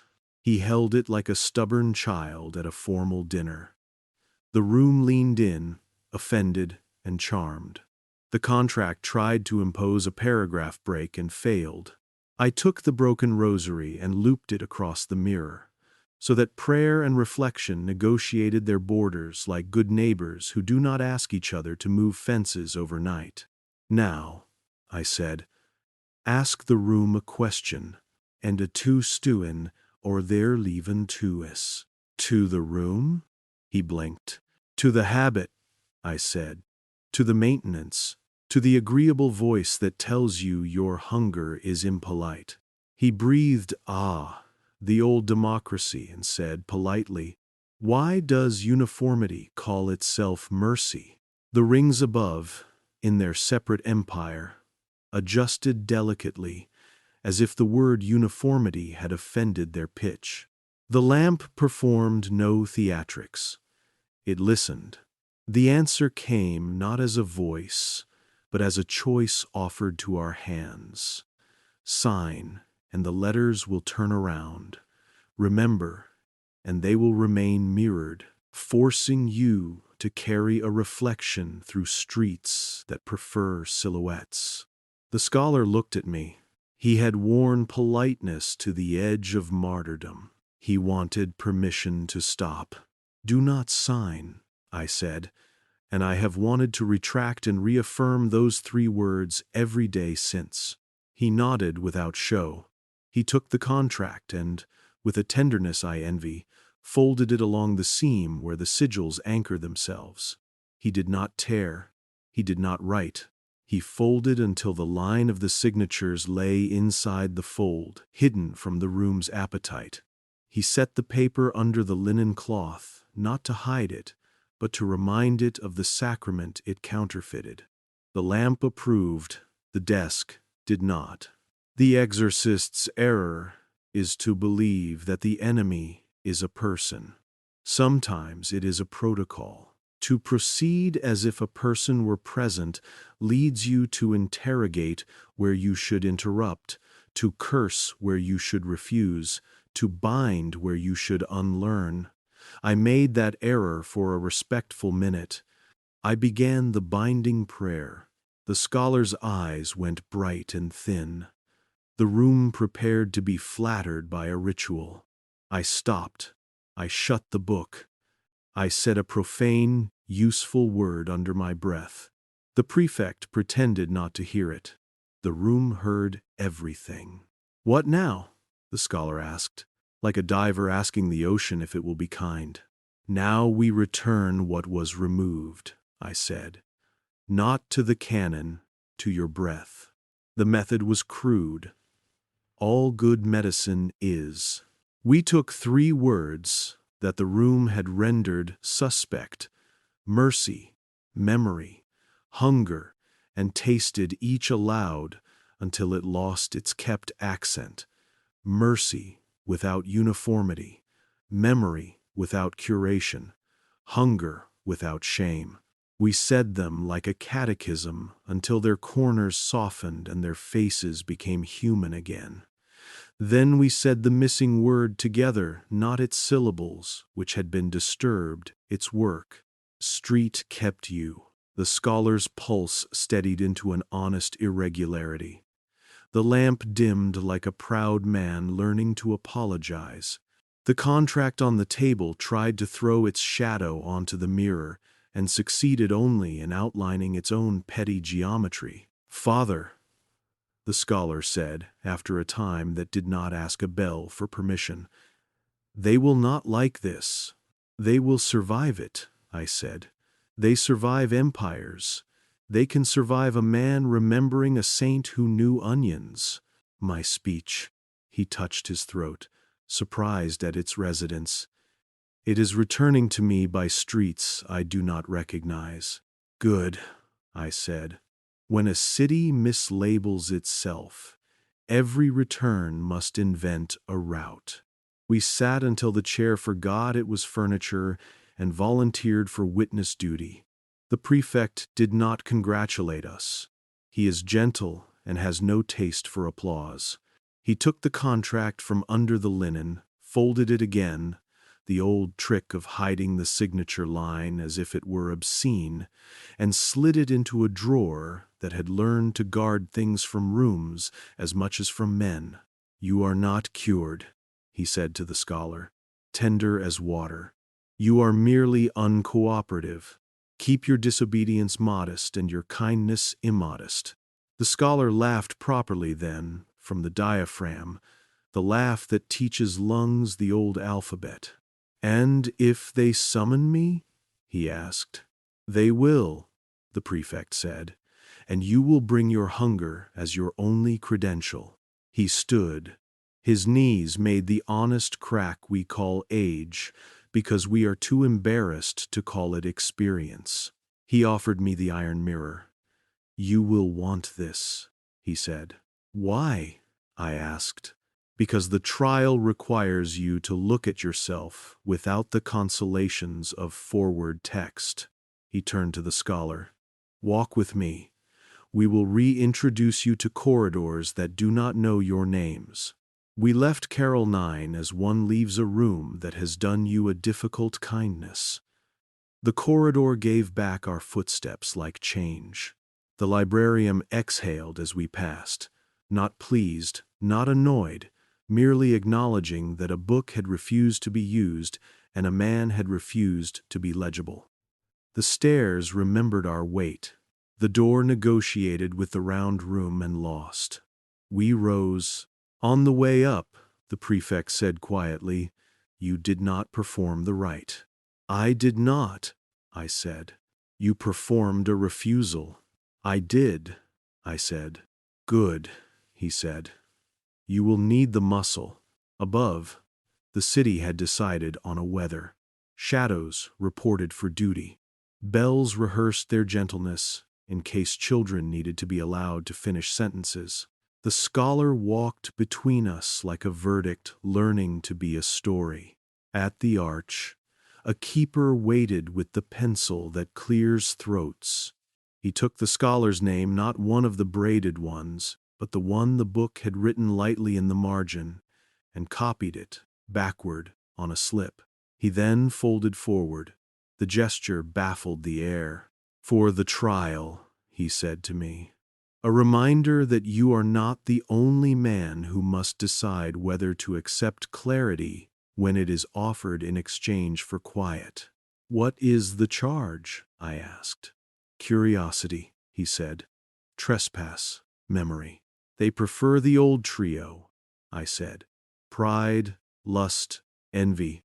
They are easier to preach." "Preaching is not scheduled tonight," he said, and looked up as if the orrery had begun to hum a note that touched his old bones. "You will be called when the mirror is ready." We parted. The scholar disappeared toward a courtyard where pigeons teach philosophy to bread. The prefect returned to the ledger and its arithmetic of mercy. I remained at the threshold like a child who cannot decide whether to join a game or confess having broken a rule he did not write. The iron mirror warmed in my hand. It showed me my face backward, familiar and accusatory, like a brother who has married into a family that makes him lie about wanting children. I slept badly. The sleep was honest. It did not pretend to be rest. I dreamed of the contract sitting under linen, of sigils pressed like coins into wax, of names being combed until the tangles learned to behave. I dreamed of the saint with onions and milk refusing to lower her eyes. I dreamed of the lever labeled intercalate, moving by itself, and then, halfway through its arc, deciding it was ashamed of having a spine. I woke with my hand aching around the mirror, as if my body had tried to break glass politely. The summons came, with the sun rehearsing its late afternoon kindness. "Father Aurelius," it read, "present yourself for audit." It did not say trial. The rooms are getting better at flattering us with euphemism. The prefect waited in the hallway with keys like punctuation and a look that forgave me for what I was about to fail. "Names first," he said. I spoke mine. It carried, suddenly, the weight of men who had said it before me and meant different things. The keeper with the pencil wrote it down backward and held it to the light. He smiled the way men smile when they see a map of a city they love and realize there is a street they have never walked. "Good," he said. "Bring your mirror." The rings prefer witnesses who are willing to see their faces scan left to right as if reading a new language. "Will there be a jury?" I asked. "There will be a choir," he said, "and a bell that waits the extra second so the child can finish the song. And a verdict? The only kind we can give you," the prefect said. "Excommunication from forgetting." I put the mirror in my pocket, the way a man carries a photograph of a person he has not yet met. We descended. The hour pretended to behave, and the pigeons offered no advice. The librarium lifted its breath, counting us without making the count sound like a threat.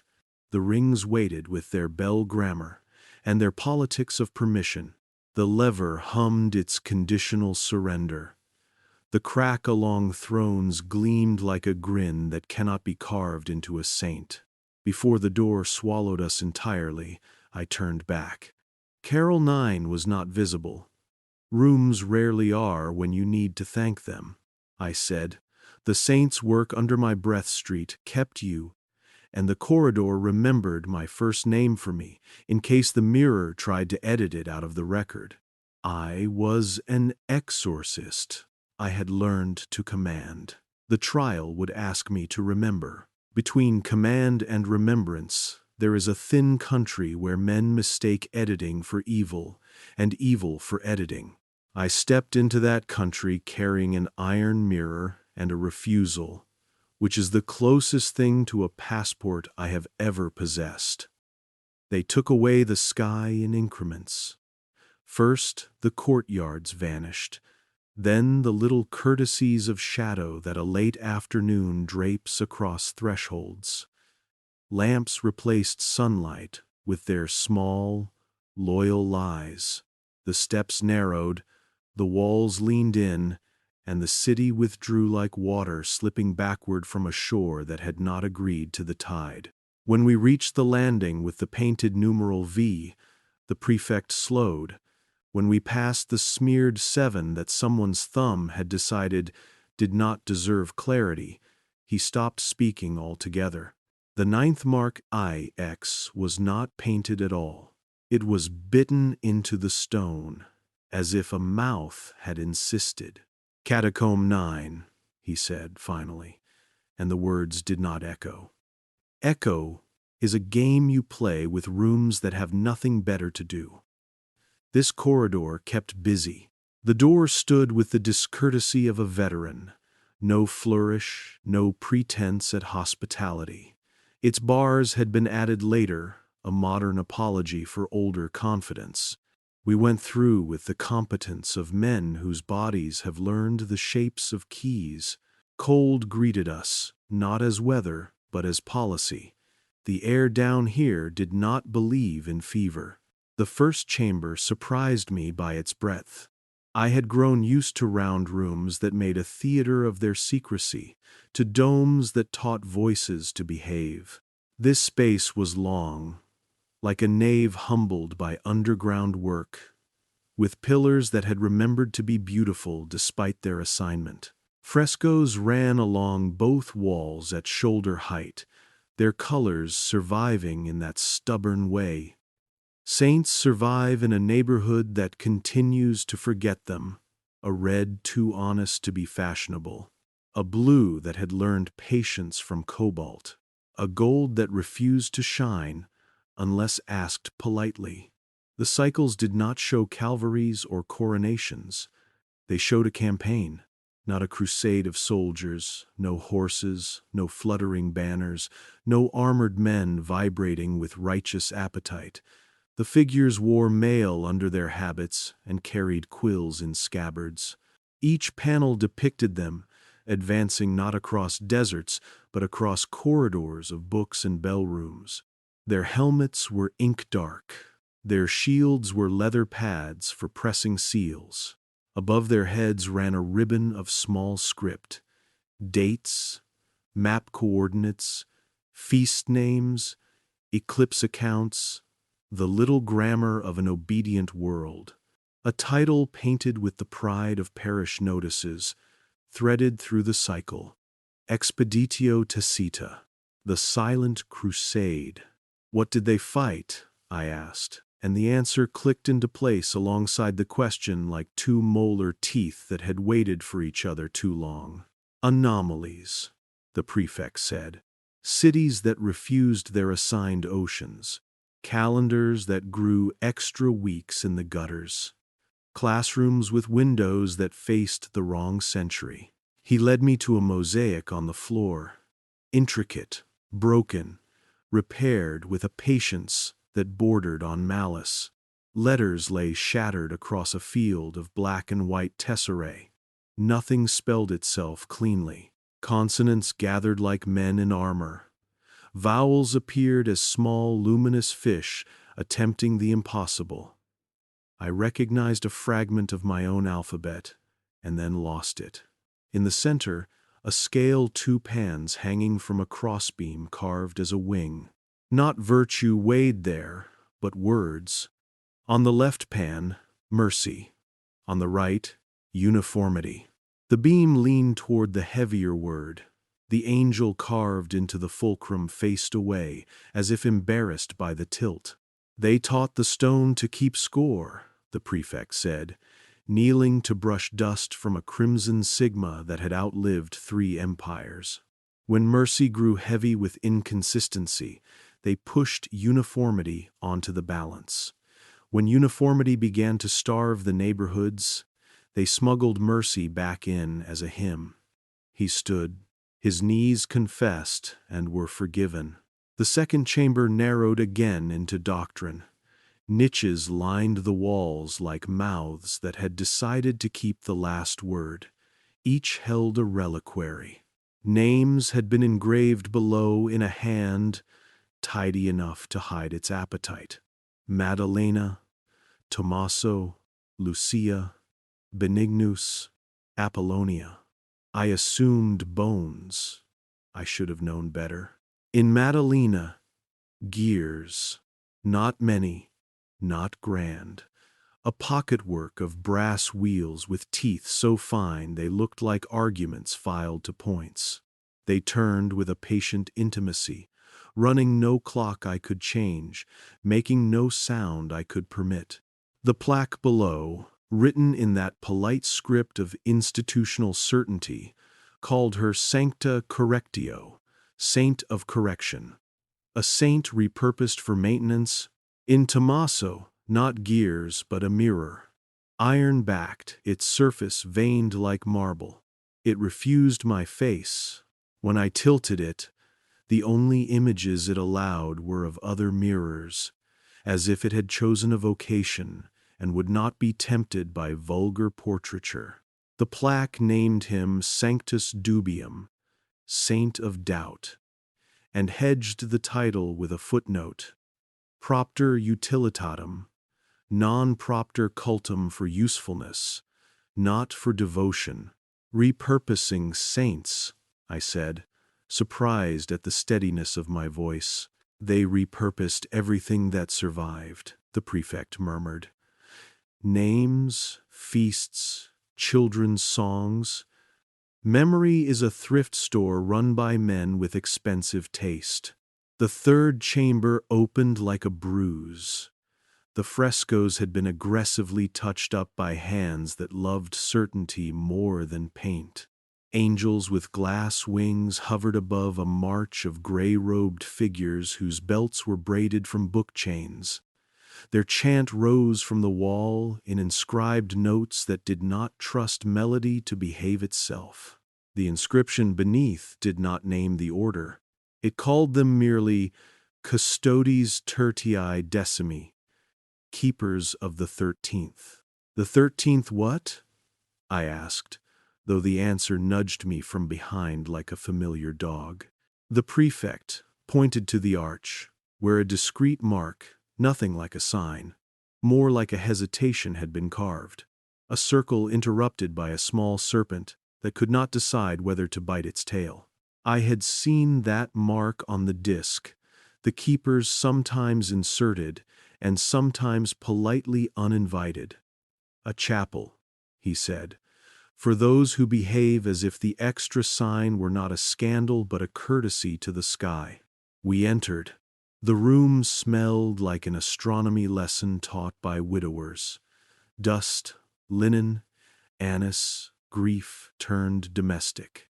The altar was an index, a flat stone subdivided into squares the color of older bread. Each square held a date, and each date had a story written so small even the lamp felt humbled by the effort required. No saints, no popes, no wars.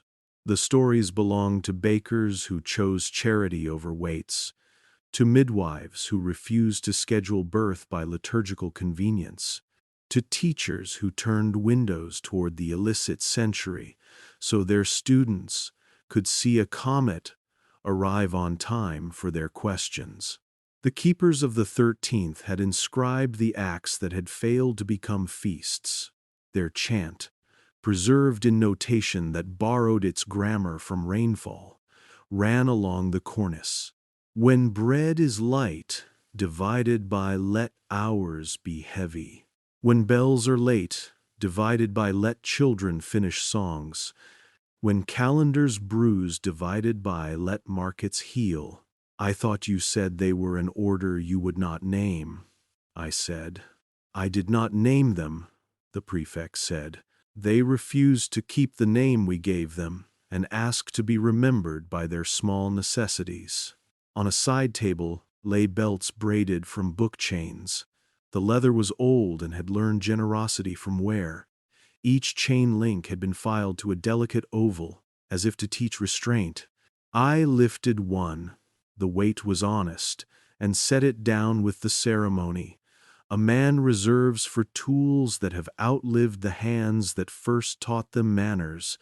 At the rear wall, a narrow door bore the 13th sign again. The circle interrupted, the serpent undecided.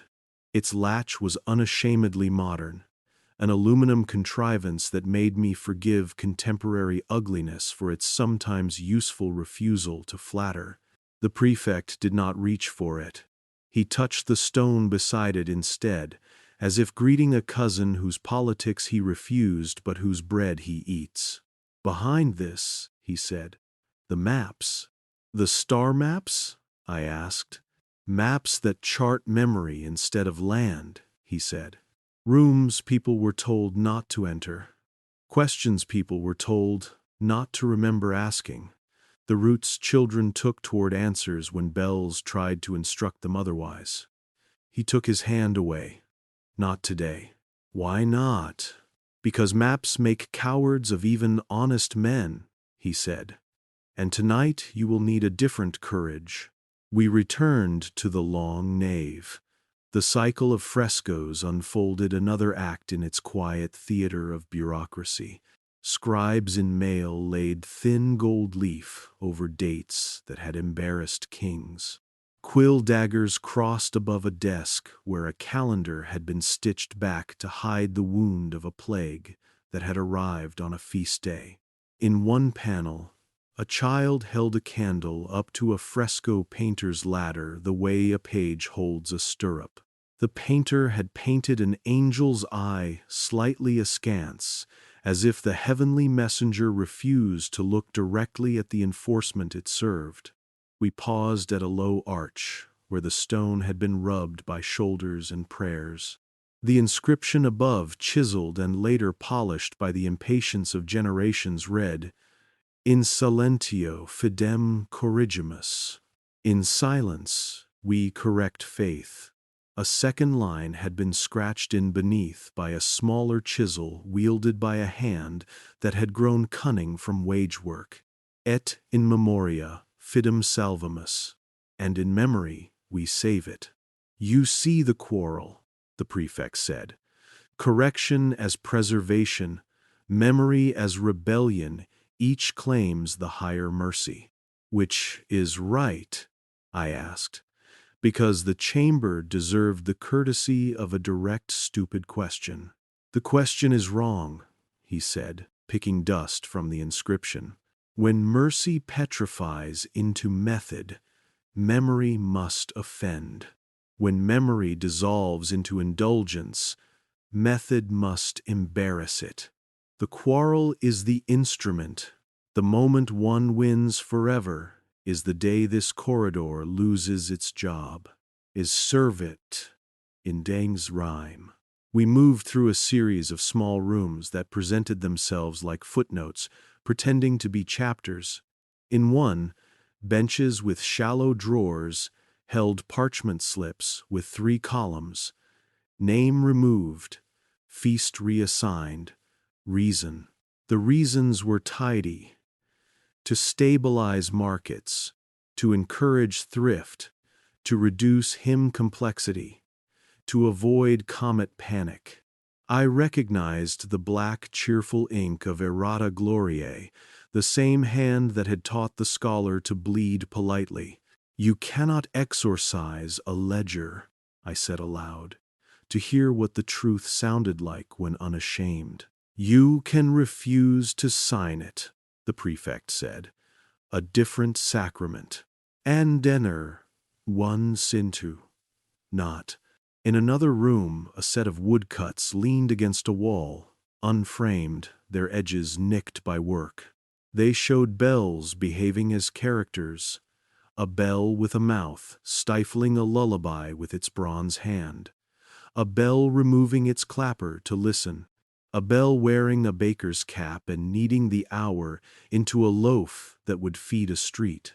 Under the last print, a child's hand had drawn in charcoal, clumsy, stubborn, a second clapper. The caption someone had added in small, amused letters, "The day the bell learned accompaniment." Whose hand? I asked, touching the charcoal smudge. Children are not indexed, the prefect said, and I heard behind the answer a gratitude so old it had become grief. The final chamber of Catacomb IX was not a chamber but an intersection. 4 passages met, unsure of their hierarchies, and argued in shadows. Each mouth bore a different discipline. To the left, law. To the right, music. Straight ahead, medicine. Behind us, bread. The carvings were plain, as if a stonemason had promised himself he would not show off while being useful. The Silent Crusade marched along these 4, the prefect said. They believed you could teach a city to behave if you tuned its laws, its songs, its cures, and its loaves. They were not wrong. They were not right enough. He guided me toward the passage of music. The air there had weight, like a hymnal left open on a pew too long. A narrow room opened on the right, lined with shelves of notated chants, each slim bound with ribbon. Titles: Demora Secunda, on the second's delay. Cantus Panis, the bread song. Hymnus Intercalationis, hymn of the intercalation. I lifted one Demora Secunda and read the marginal notes in pencil.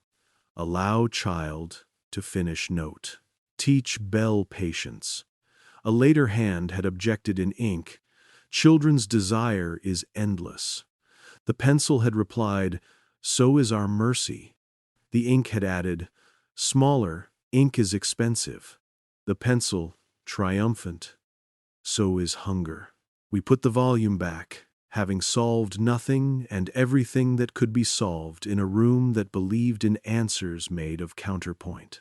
In medicine, glass jars of disappointment lined a shelf, discontinued remedies, reframed in liturgical Latin to disguise their genealogy. Slips taped to each, removed not for failure, but for offending the schedule. I read aloud, a cordial that makes grief honest, a tincture that keeps widows awake 1 hour longer than expected, a compress that persuades a fever to confess its cause. The jars were empty. Their labels would outlive them. The scribe who had transcribed the labels had run out of patience halfway down a page and drawn a neat line that said nothing eloquent about years that produce more labels than cures. In law, a wall calendar had been chiseled in marble with days left blank for mercy to rent when it had enough coins.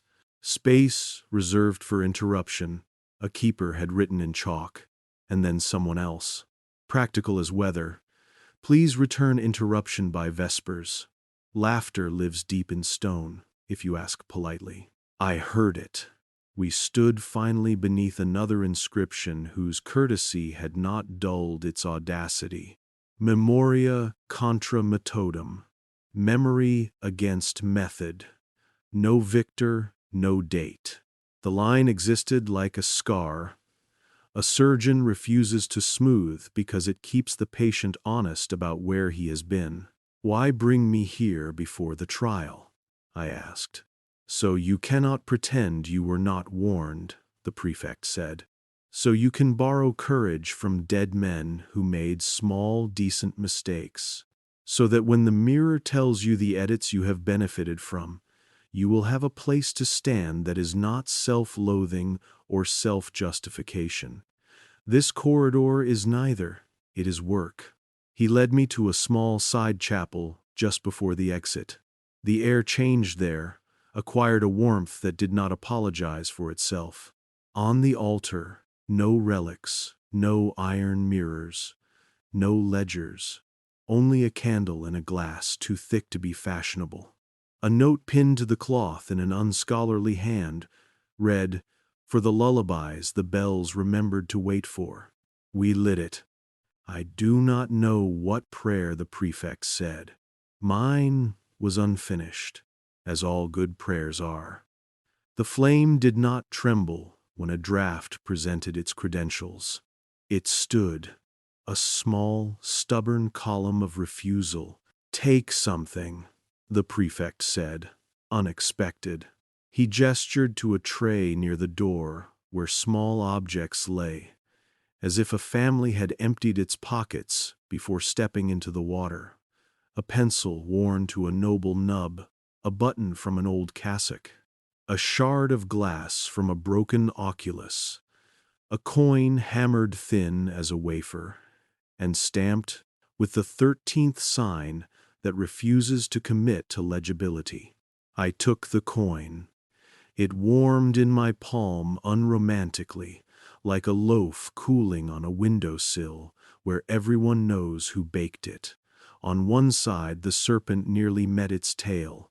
On the other, a scale mercy and uniformity, again, carved with the delicacy a tired man reserves for the last decent thing he will do before sleep. I slipped it into my pocket beside the iron mirror. The mirror cooled it. The coin refused to be cooled entirely.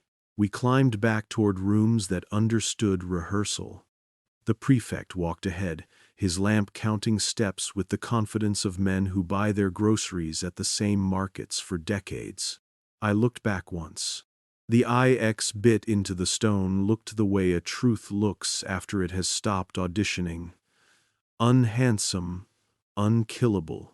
Above, the orrery tuned itself for evening proceedings. The bell practiced the late second it owed to a child's song. The librarium's breath pressed itself flat under glass in imitation of sleep. The corridor to the trial waited, with a courtesy sharpened to an edge.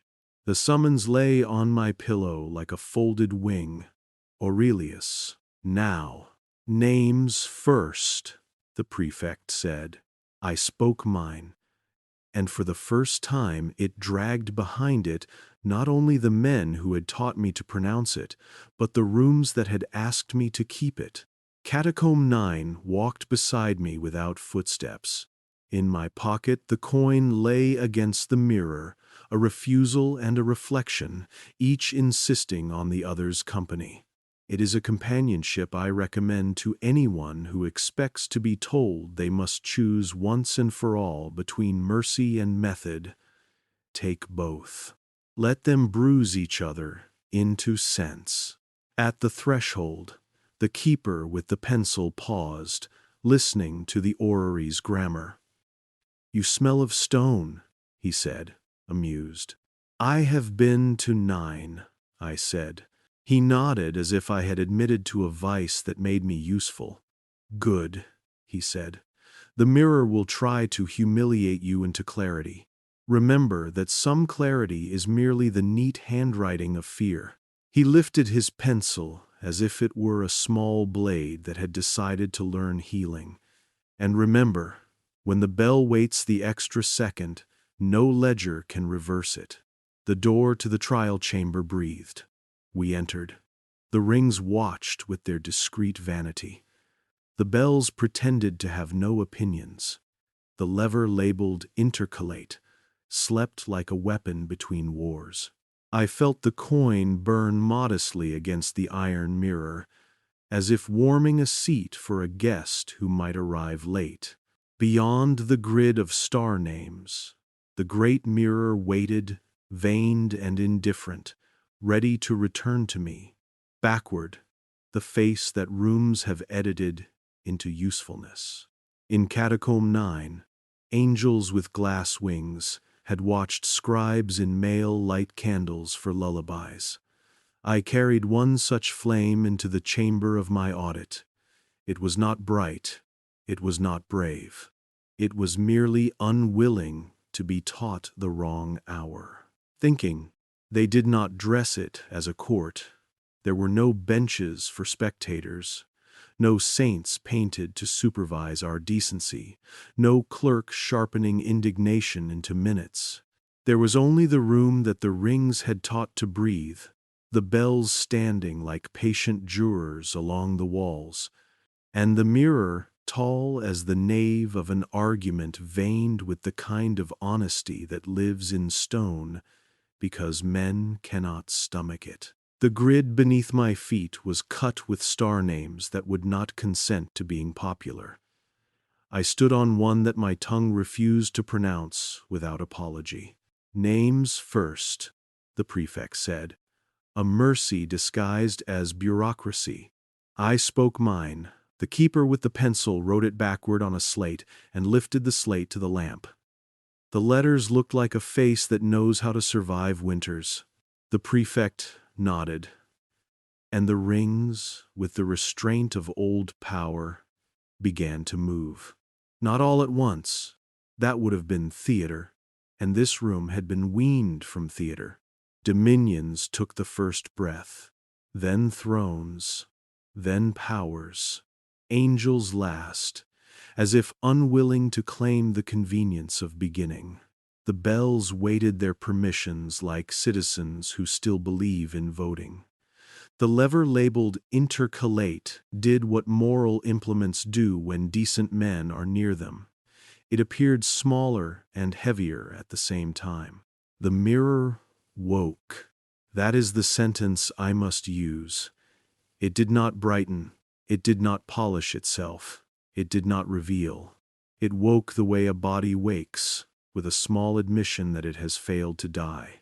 My face, its backward twin, stepped forward from the stone. Behind it came rooms and hands and days and edits, each arranged with the tender malice of precision. A voice spoke, without customer service, curiosity. It did not accuse. It counted. The mirror set down, as a ledger sets down numbers that must be believed to keep bread honest. The questions I had asked when I should have obeyed, the hours I had given to a boy's unprofitable wonder, the afternoon I had let a widow talk about onions instead of doctrine. The bell of virtues rang on the second note rather than the first. A keeper affirmed the timing with a pencil mark that might have been pity. Another word, less generous, trespass. The mirror showed doors that had never learned to lock, because rooms believed in good manners. The librarium's dome fogging with my breath. The corridor where I put a hand on a stone that had not asked to be greeted.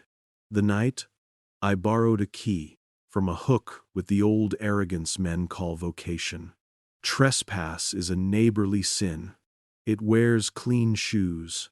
The mirror cleaned them again and again until I recognized the shine. A third word that pretends to be virtue in homilies and becomes insolence in ledgers. Memory. The mirror laid out in a patience that terrified me. more than any speed, the names I refused to surrender, the lullaby I had smuggled into the hour that discouraged it, the woman saint who kept markets humane by teaching boys to peel onions without contempt.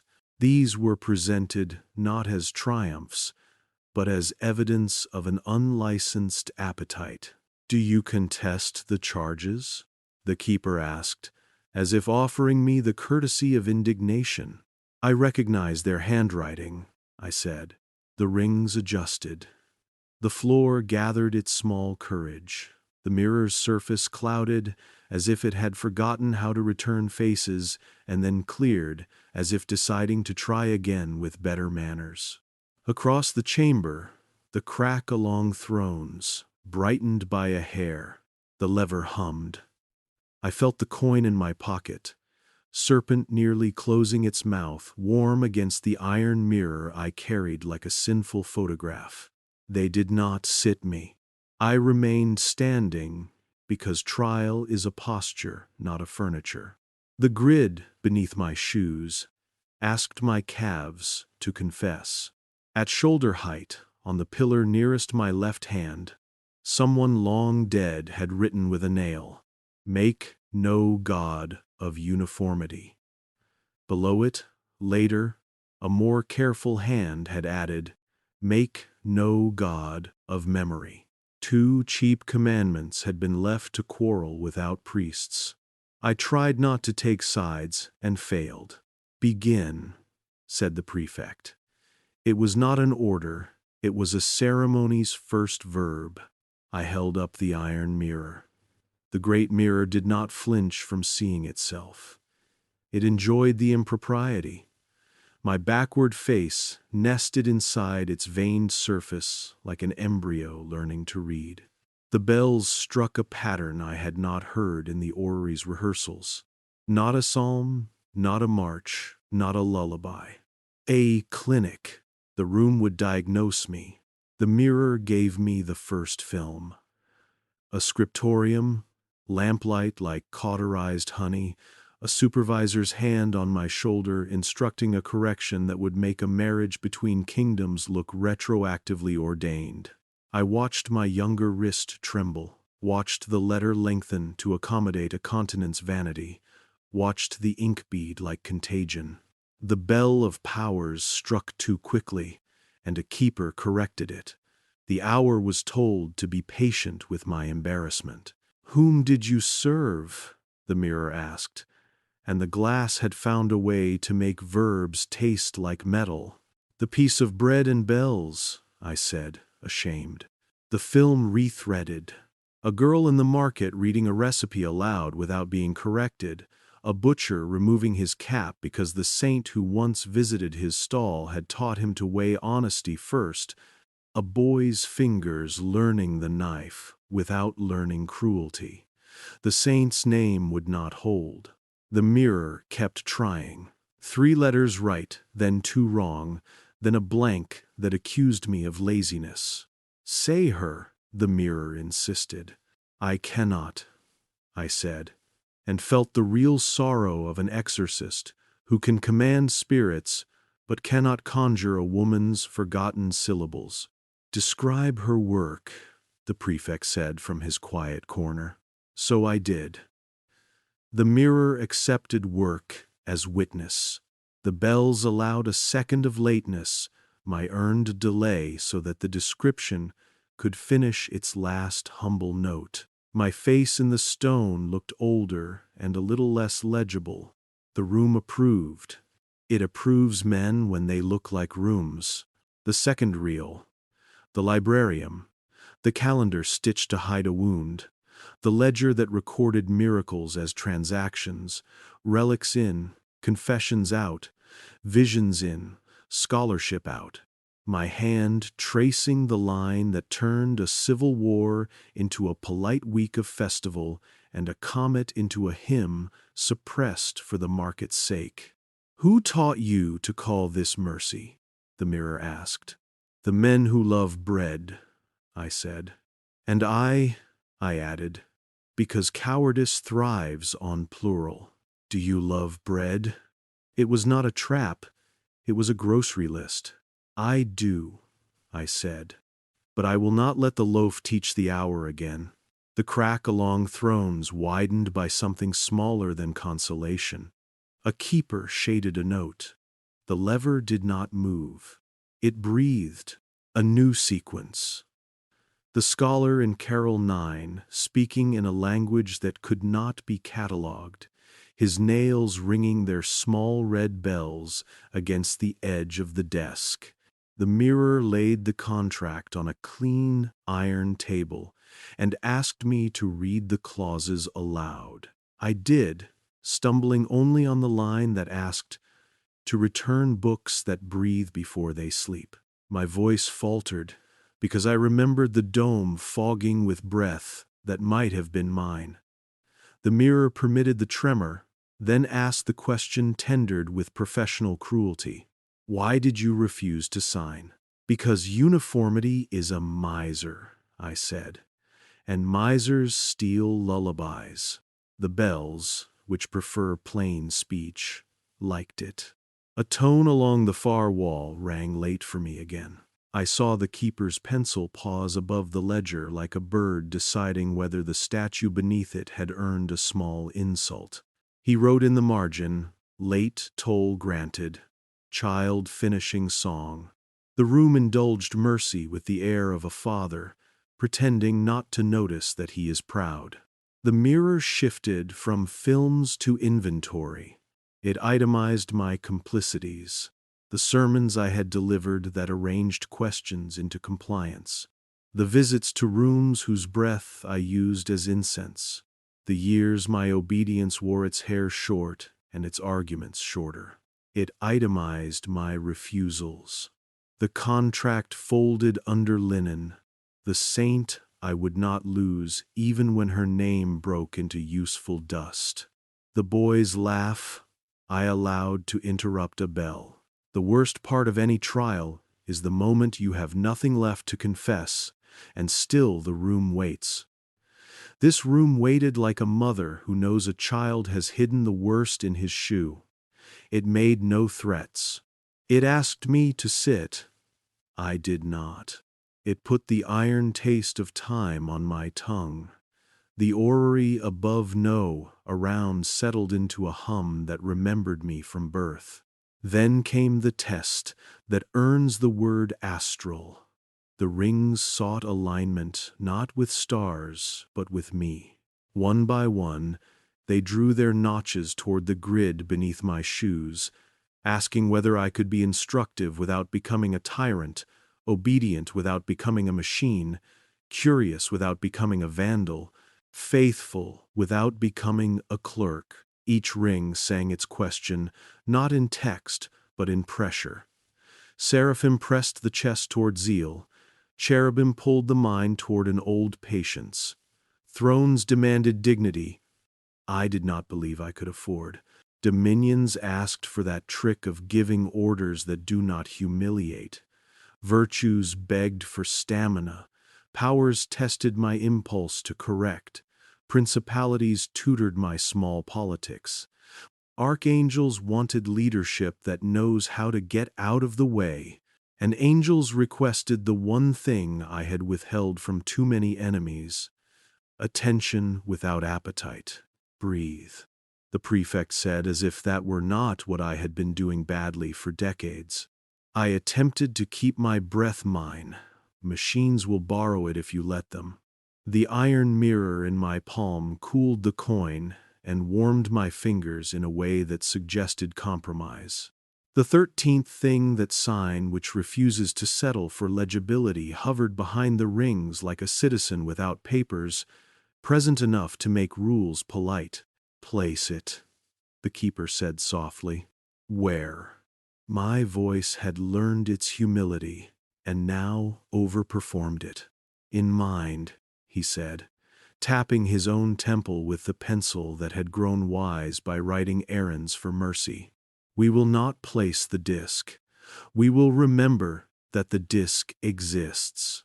So I remembered it, not as a challenge, not as a scandal, but as a courtesy to the sky, a reminder that one sign and one saint and one century rarely suffice.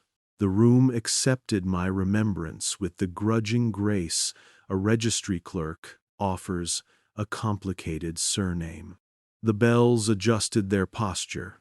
The lever eased its muscles without moving.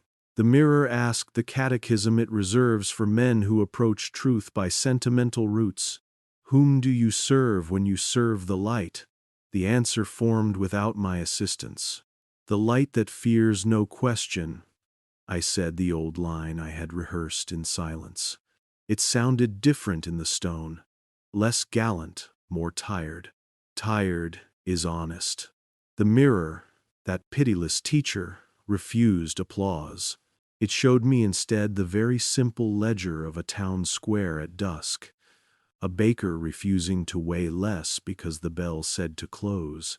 A teacher leaving the window open 1 hour too long because the comet had promised to arrive. A child finishing a song while a man with a pencil made a late mark. "Are you prepared," the glass asked, "to be thought disobedient by rooms in order to be faithful to people?" "Yes," I said, "if the room recovers and the people remember." The crack along thrones sang like a hair along a bow.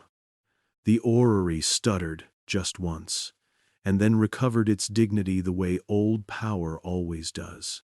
The keeper, with the ear trumpet, turned his head 2 degrees and smiled as if a bird had returned to a city that rarely remembered to plant trees. "Verdict," the mirror said. That was the only moment when the room allowed a word to dress itself theatrically. The bells waited. The lever kept its small prayer private. Excommunicated from forgetting. It rang like a kindness that had finally found the grammar it needed. The phrase did not expel me from communion. It expelled me from a luxury, curated sleep. I looked for shame and found the discount version of relief. The prefect bowed his head, just enough to let me know he would have voted that way had there been a vote. "What does it require?" I asked the room, not the men. The room answered in instructions that carried no threat and every consequence. "You will not sign contracts that mirror their text. You will not allow bells to steal lullabies. You will return books only after they sleep. You will ask, before every correction, what memory you are stealing to make the hour easier.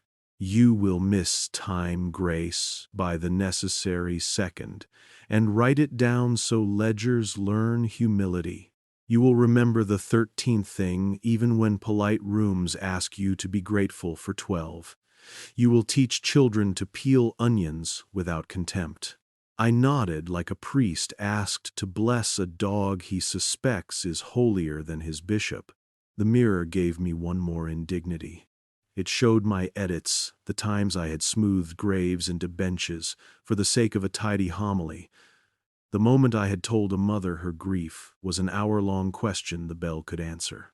I apologized to the woman I had kept from finishing her story. The apology traveled badly.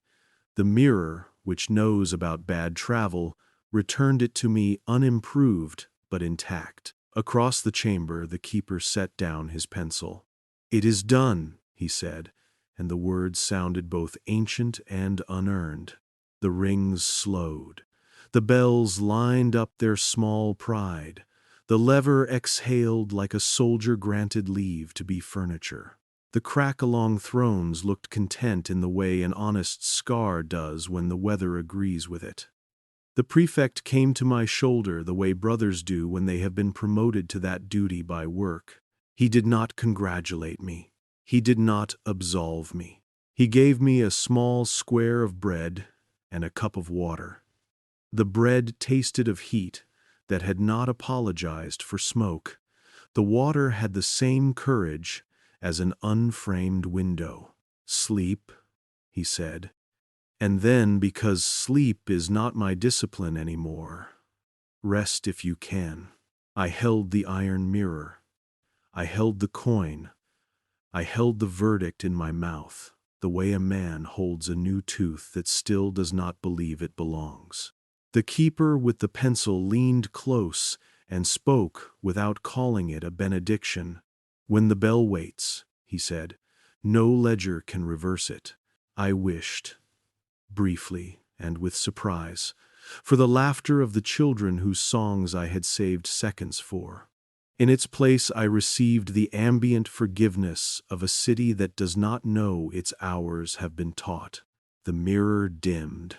The rings permitted themselves a very small vanity.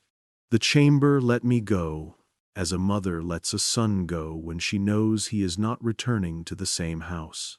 We walked out without triumph. The corridor returned my feet to me. The librarium lifted its breath as a courtesy, not a seduction. The IX bit the stone politely. In my pocket, the coin lay against the mirror like a gentle argument that had learned to become a marriage. Above us, the sky that never learns our names had chosen a color and refused to explain it.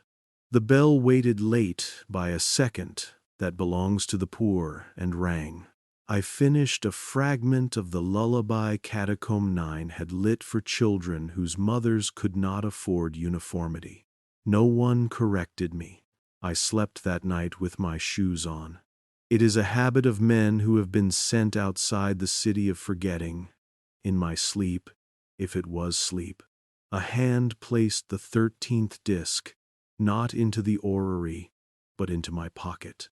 When I woke, it was not there. The coin was enough. The mirror was enough.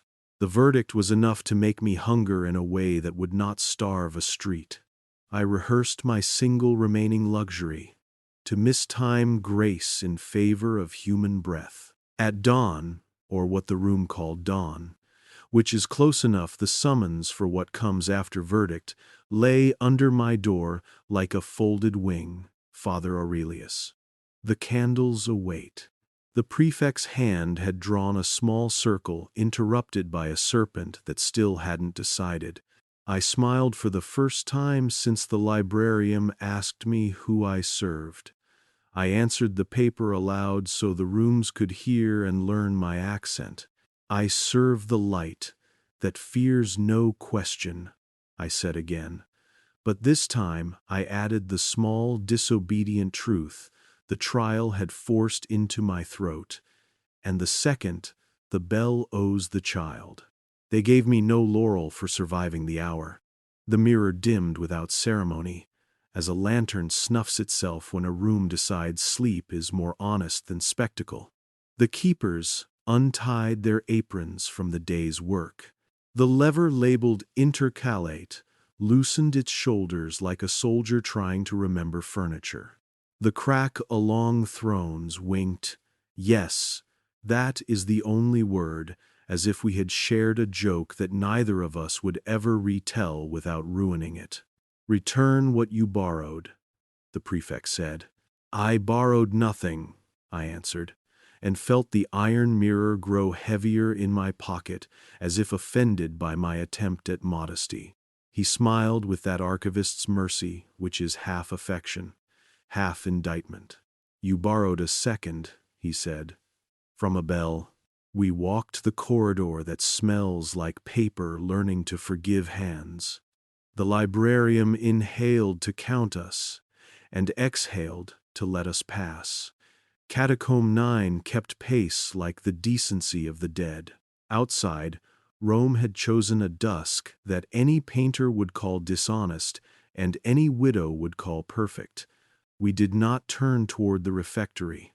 We turned toward a small door every visitor mistakes for janitorial, an unassuming mouth with a chapped lintel and a keyhole that looks like a cough. "The chapel of the unscheduled," the prefect said. "The candles await.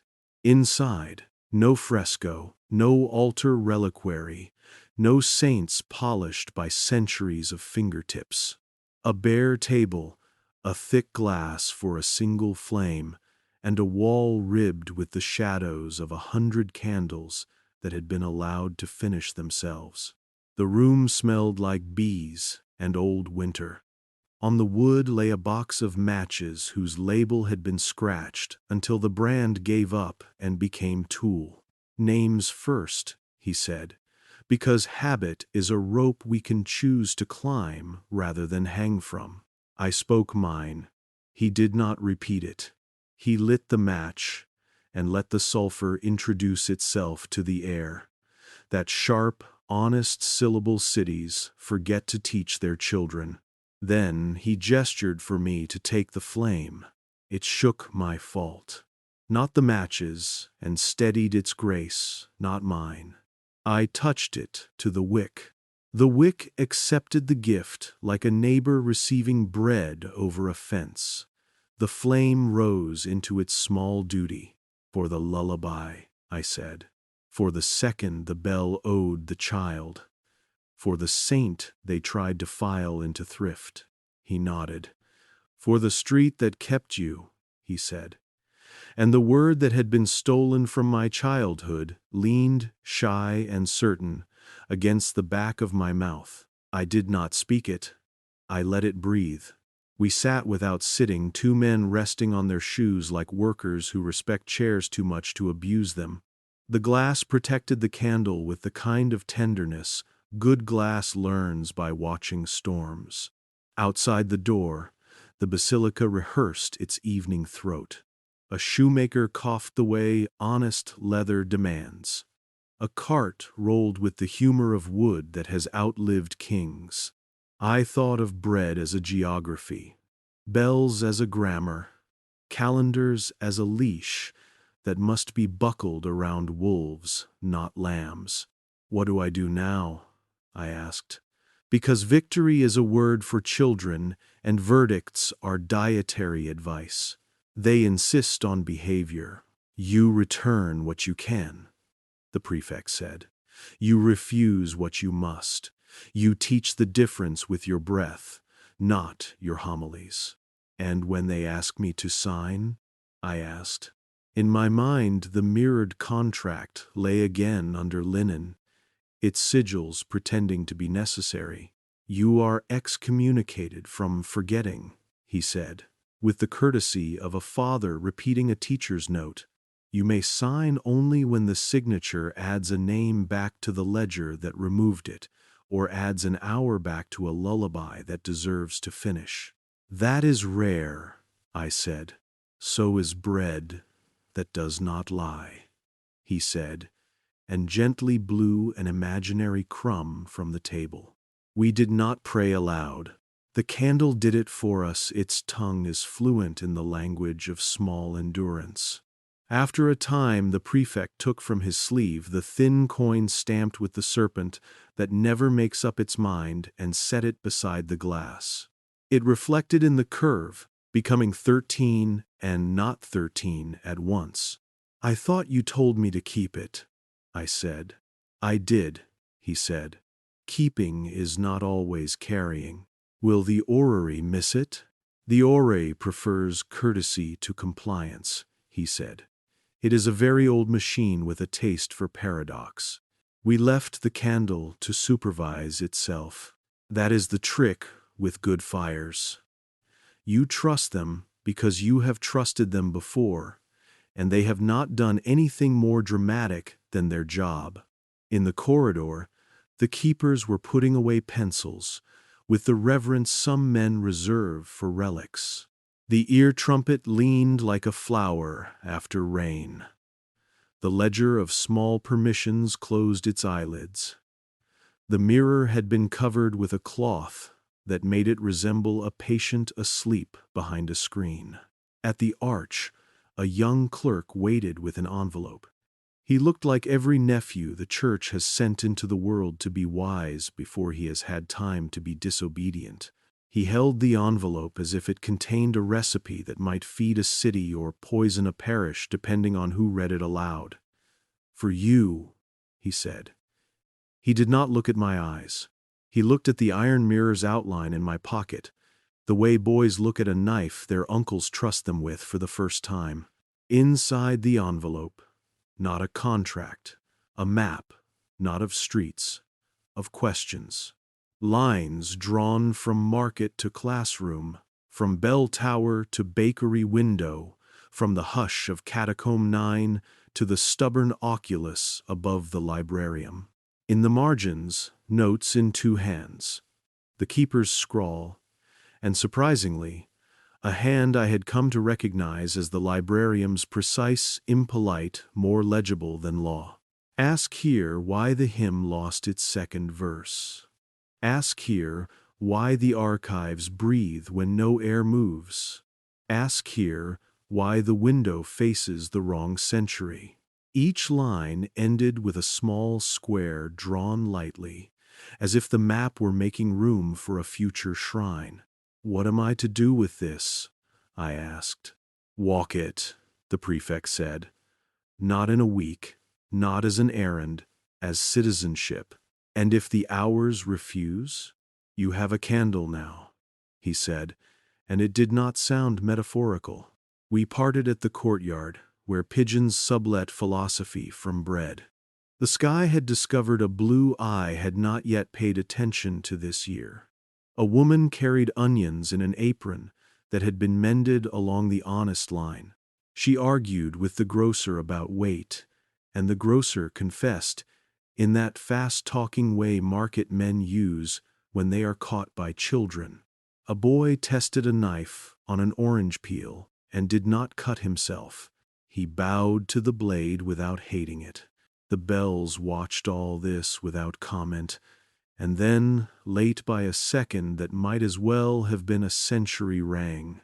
I slept badly, which is to say I rested in the only way a man excommunicated from forgetting can. With my shoes on and my pocket full of objects that remind me I am never finished. Iron mirror, 13th coin, matchbook missing 3 matches, a folded scrap of paper where I had written in my mother's alphabet the words "street kept you." In the not sleep, I dreamed a plain dream. A line of people standing by a wall, each holding a small candle with a glass collar, each passing the flame to the next without instruction. No choirmaster, no bell, just a rumor of light moving down a street that had finally grown tired of being careful. At dawn that wanted to be evening and evening that wanted to be dawn, I walked the map. It did not require memory. It required attention.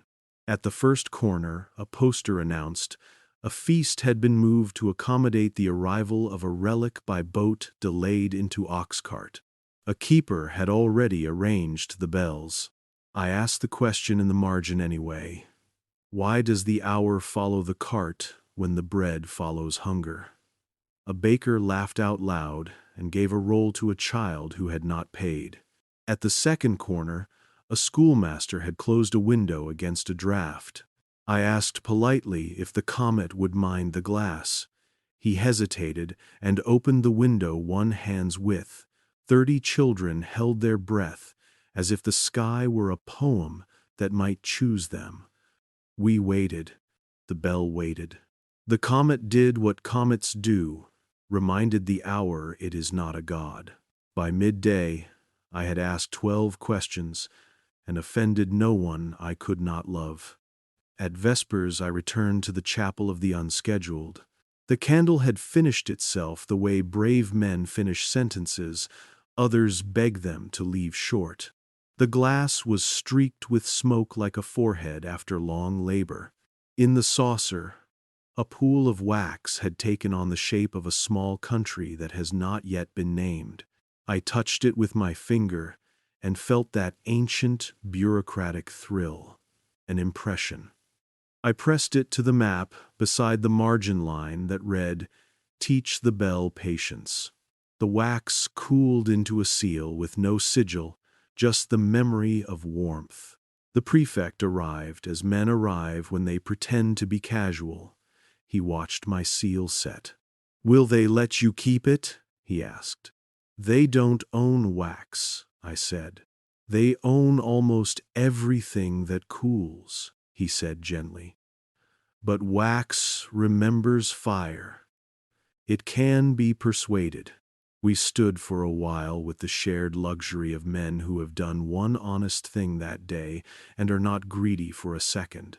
Then he handed me another envelope, this one unsealed, with no attempt at caution. Inside, a single sentence written in a school's patient hand. "When the bell waits, write it down." "Who sent this?" I asked. "The child whose song they let finish," he said. "Her teacher is practical. He wants ledger entries. He believes you. Do you?" "Belief is a word for poets," he said. "I have a ledger." He left. I remained with the map and the glass, and the stubborn halo soot had drawn on it. I said the saint's work softly street kept you, and let it end the way lullabies end when mothers are not rushed by bells, on a breath, not a period. There are practices that live beyond rooms. You rehearse them alone until the city volunteers to learn the steps. Over the next weeks, if they were weeks, the Orrery and I have agreed not to insult each other with precision. I made a habit of writing down the hours that mistimed themselves in favor of mercy, the bell that lingered so a nurse could finish tying a bandage, the storekeeper who closed late in order to sell bread at cost to a man who wouldn't meet his own eyes, the priest who forgot his homily's third point because a widow told a story that made the parish's hunger honest.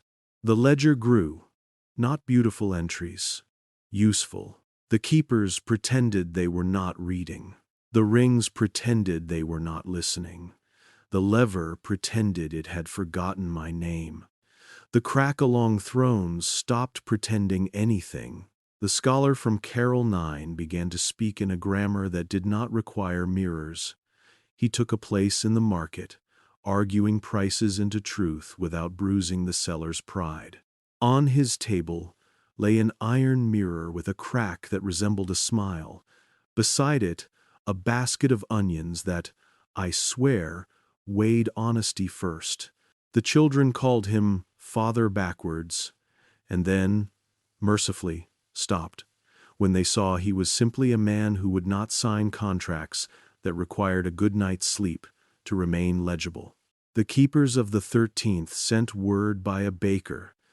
This is how serious orders behave when they have learned something, asking whether the disc was still in my pocket.